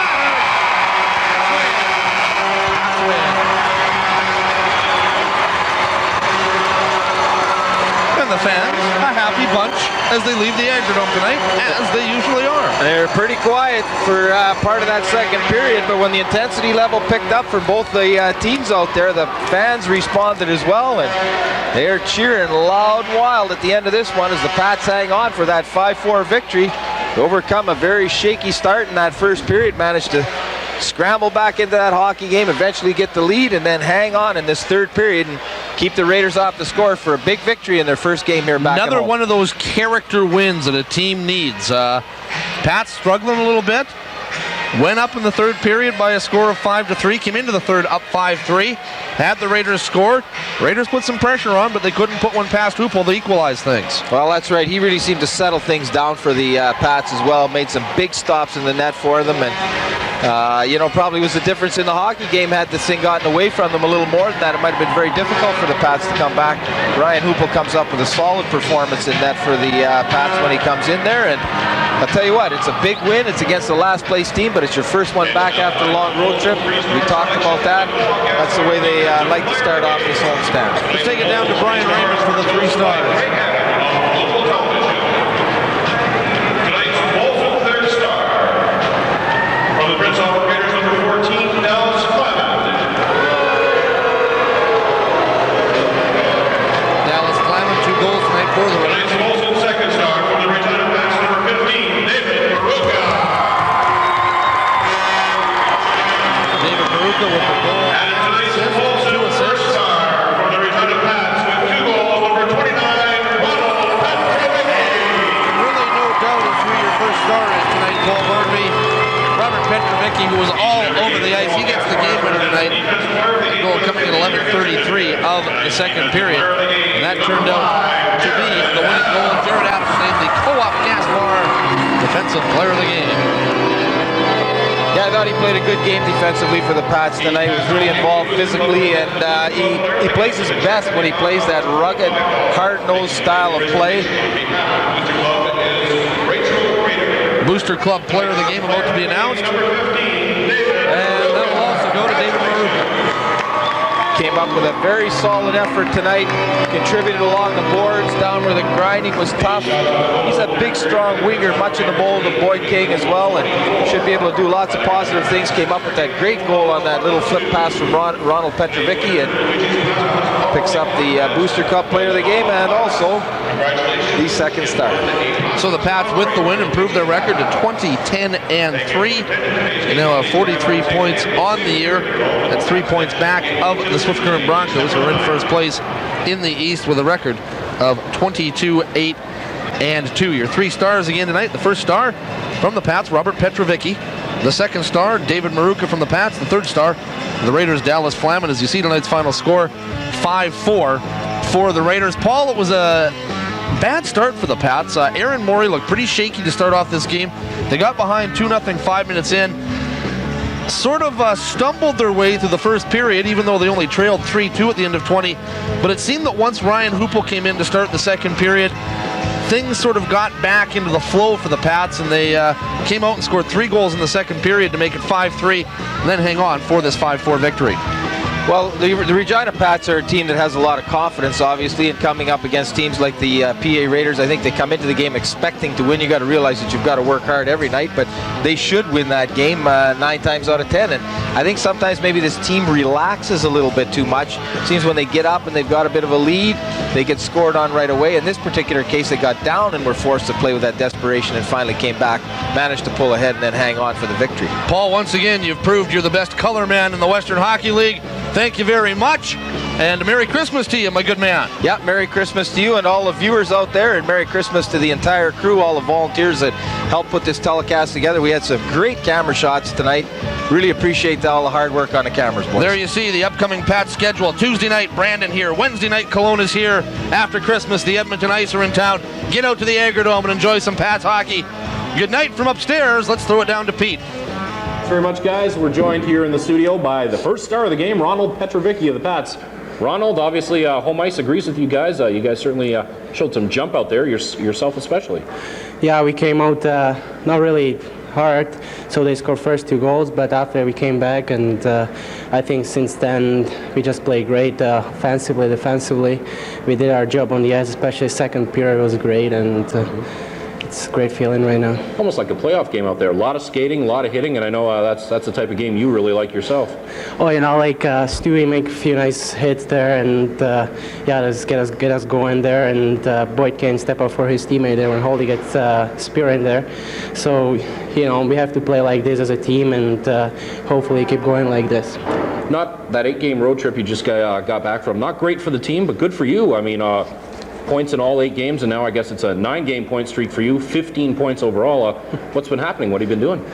Oh, I'm just trying to play hard, and hope my teammates are helping me out. And yeah, we didn't win too many games on the road right now, but trust me, we're playing hard, and hopefully bounce back and we start winning the game on the road too. Looking forward to a little bit of a break in a few weeks, that Christmas break. You guys played a lot of games. Yeah, we got right now, I think, 3 games left till Christmas, and yeah, we'll be just practicing right now, working out, and get ready after Christmas. All right, well, great job tonight, and good luck. Thank you very much.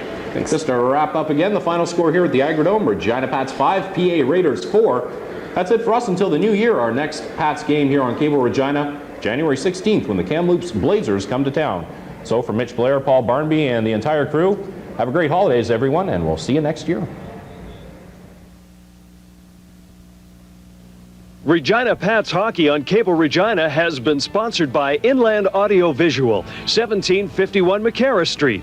Western Pizza, now with 10 locations serving you. And SAS Lotteries, benefiting amateur sport in the province.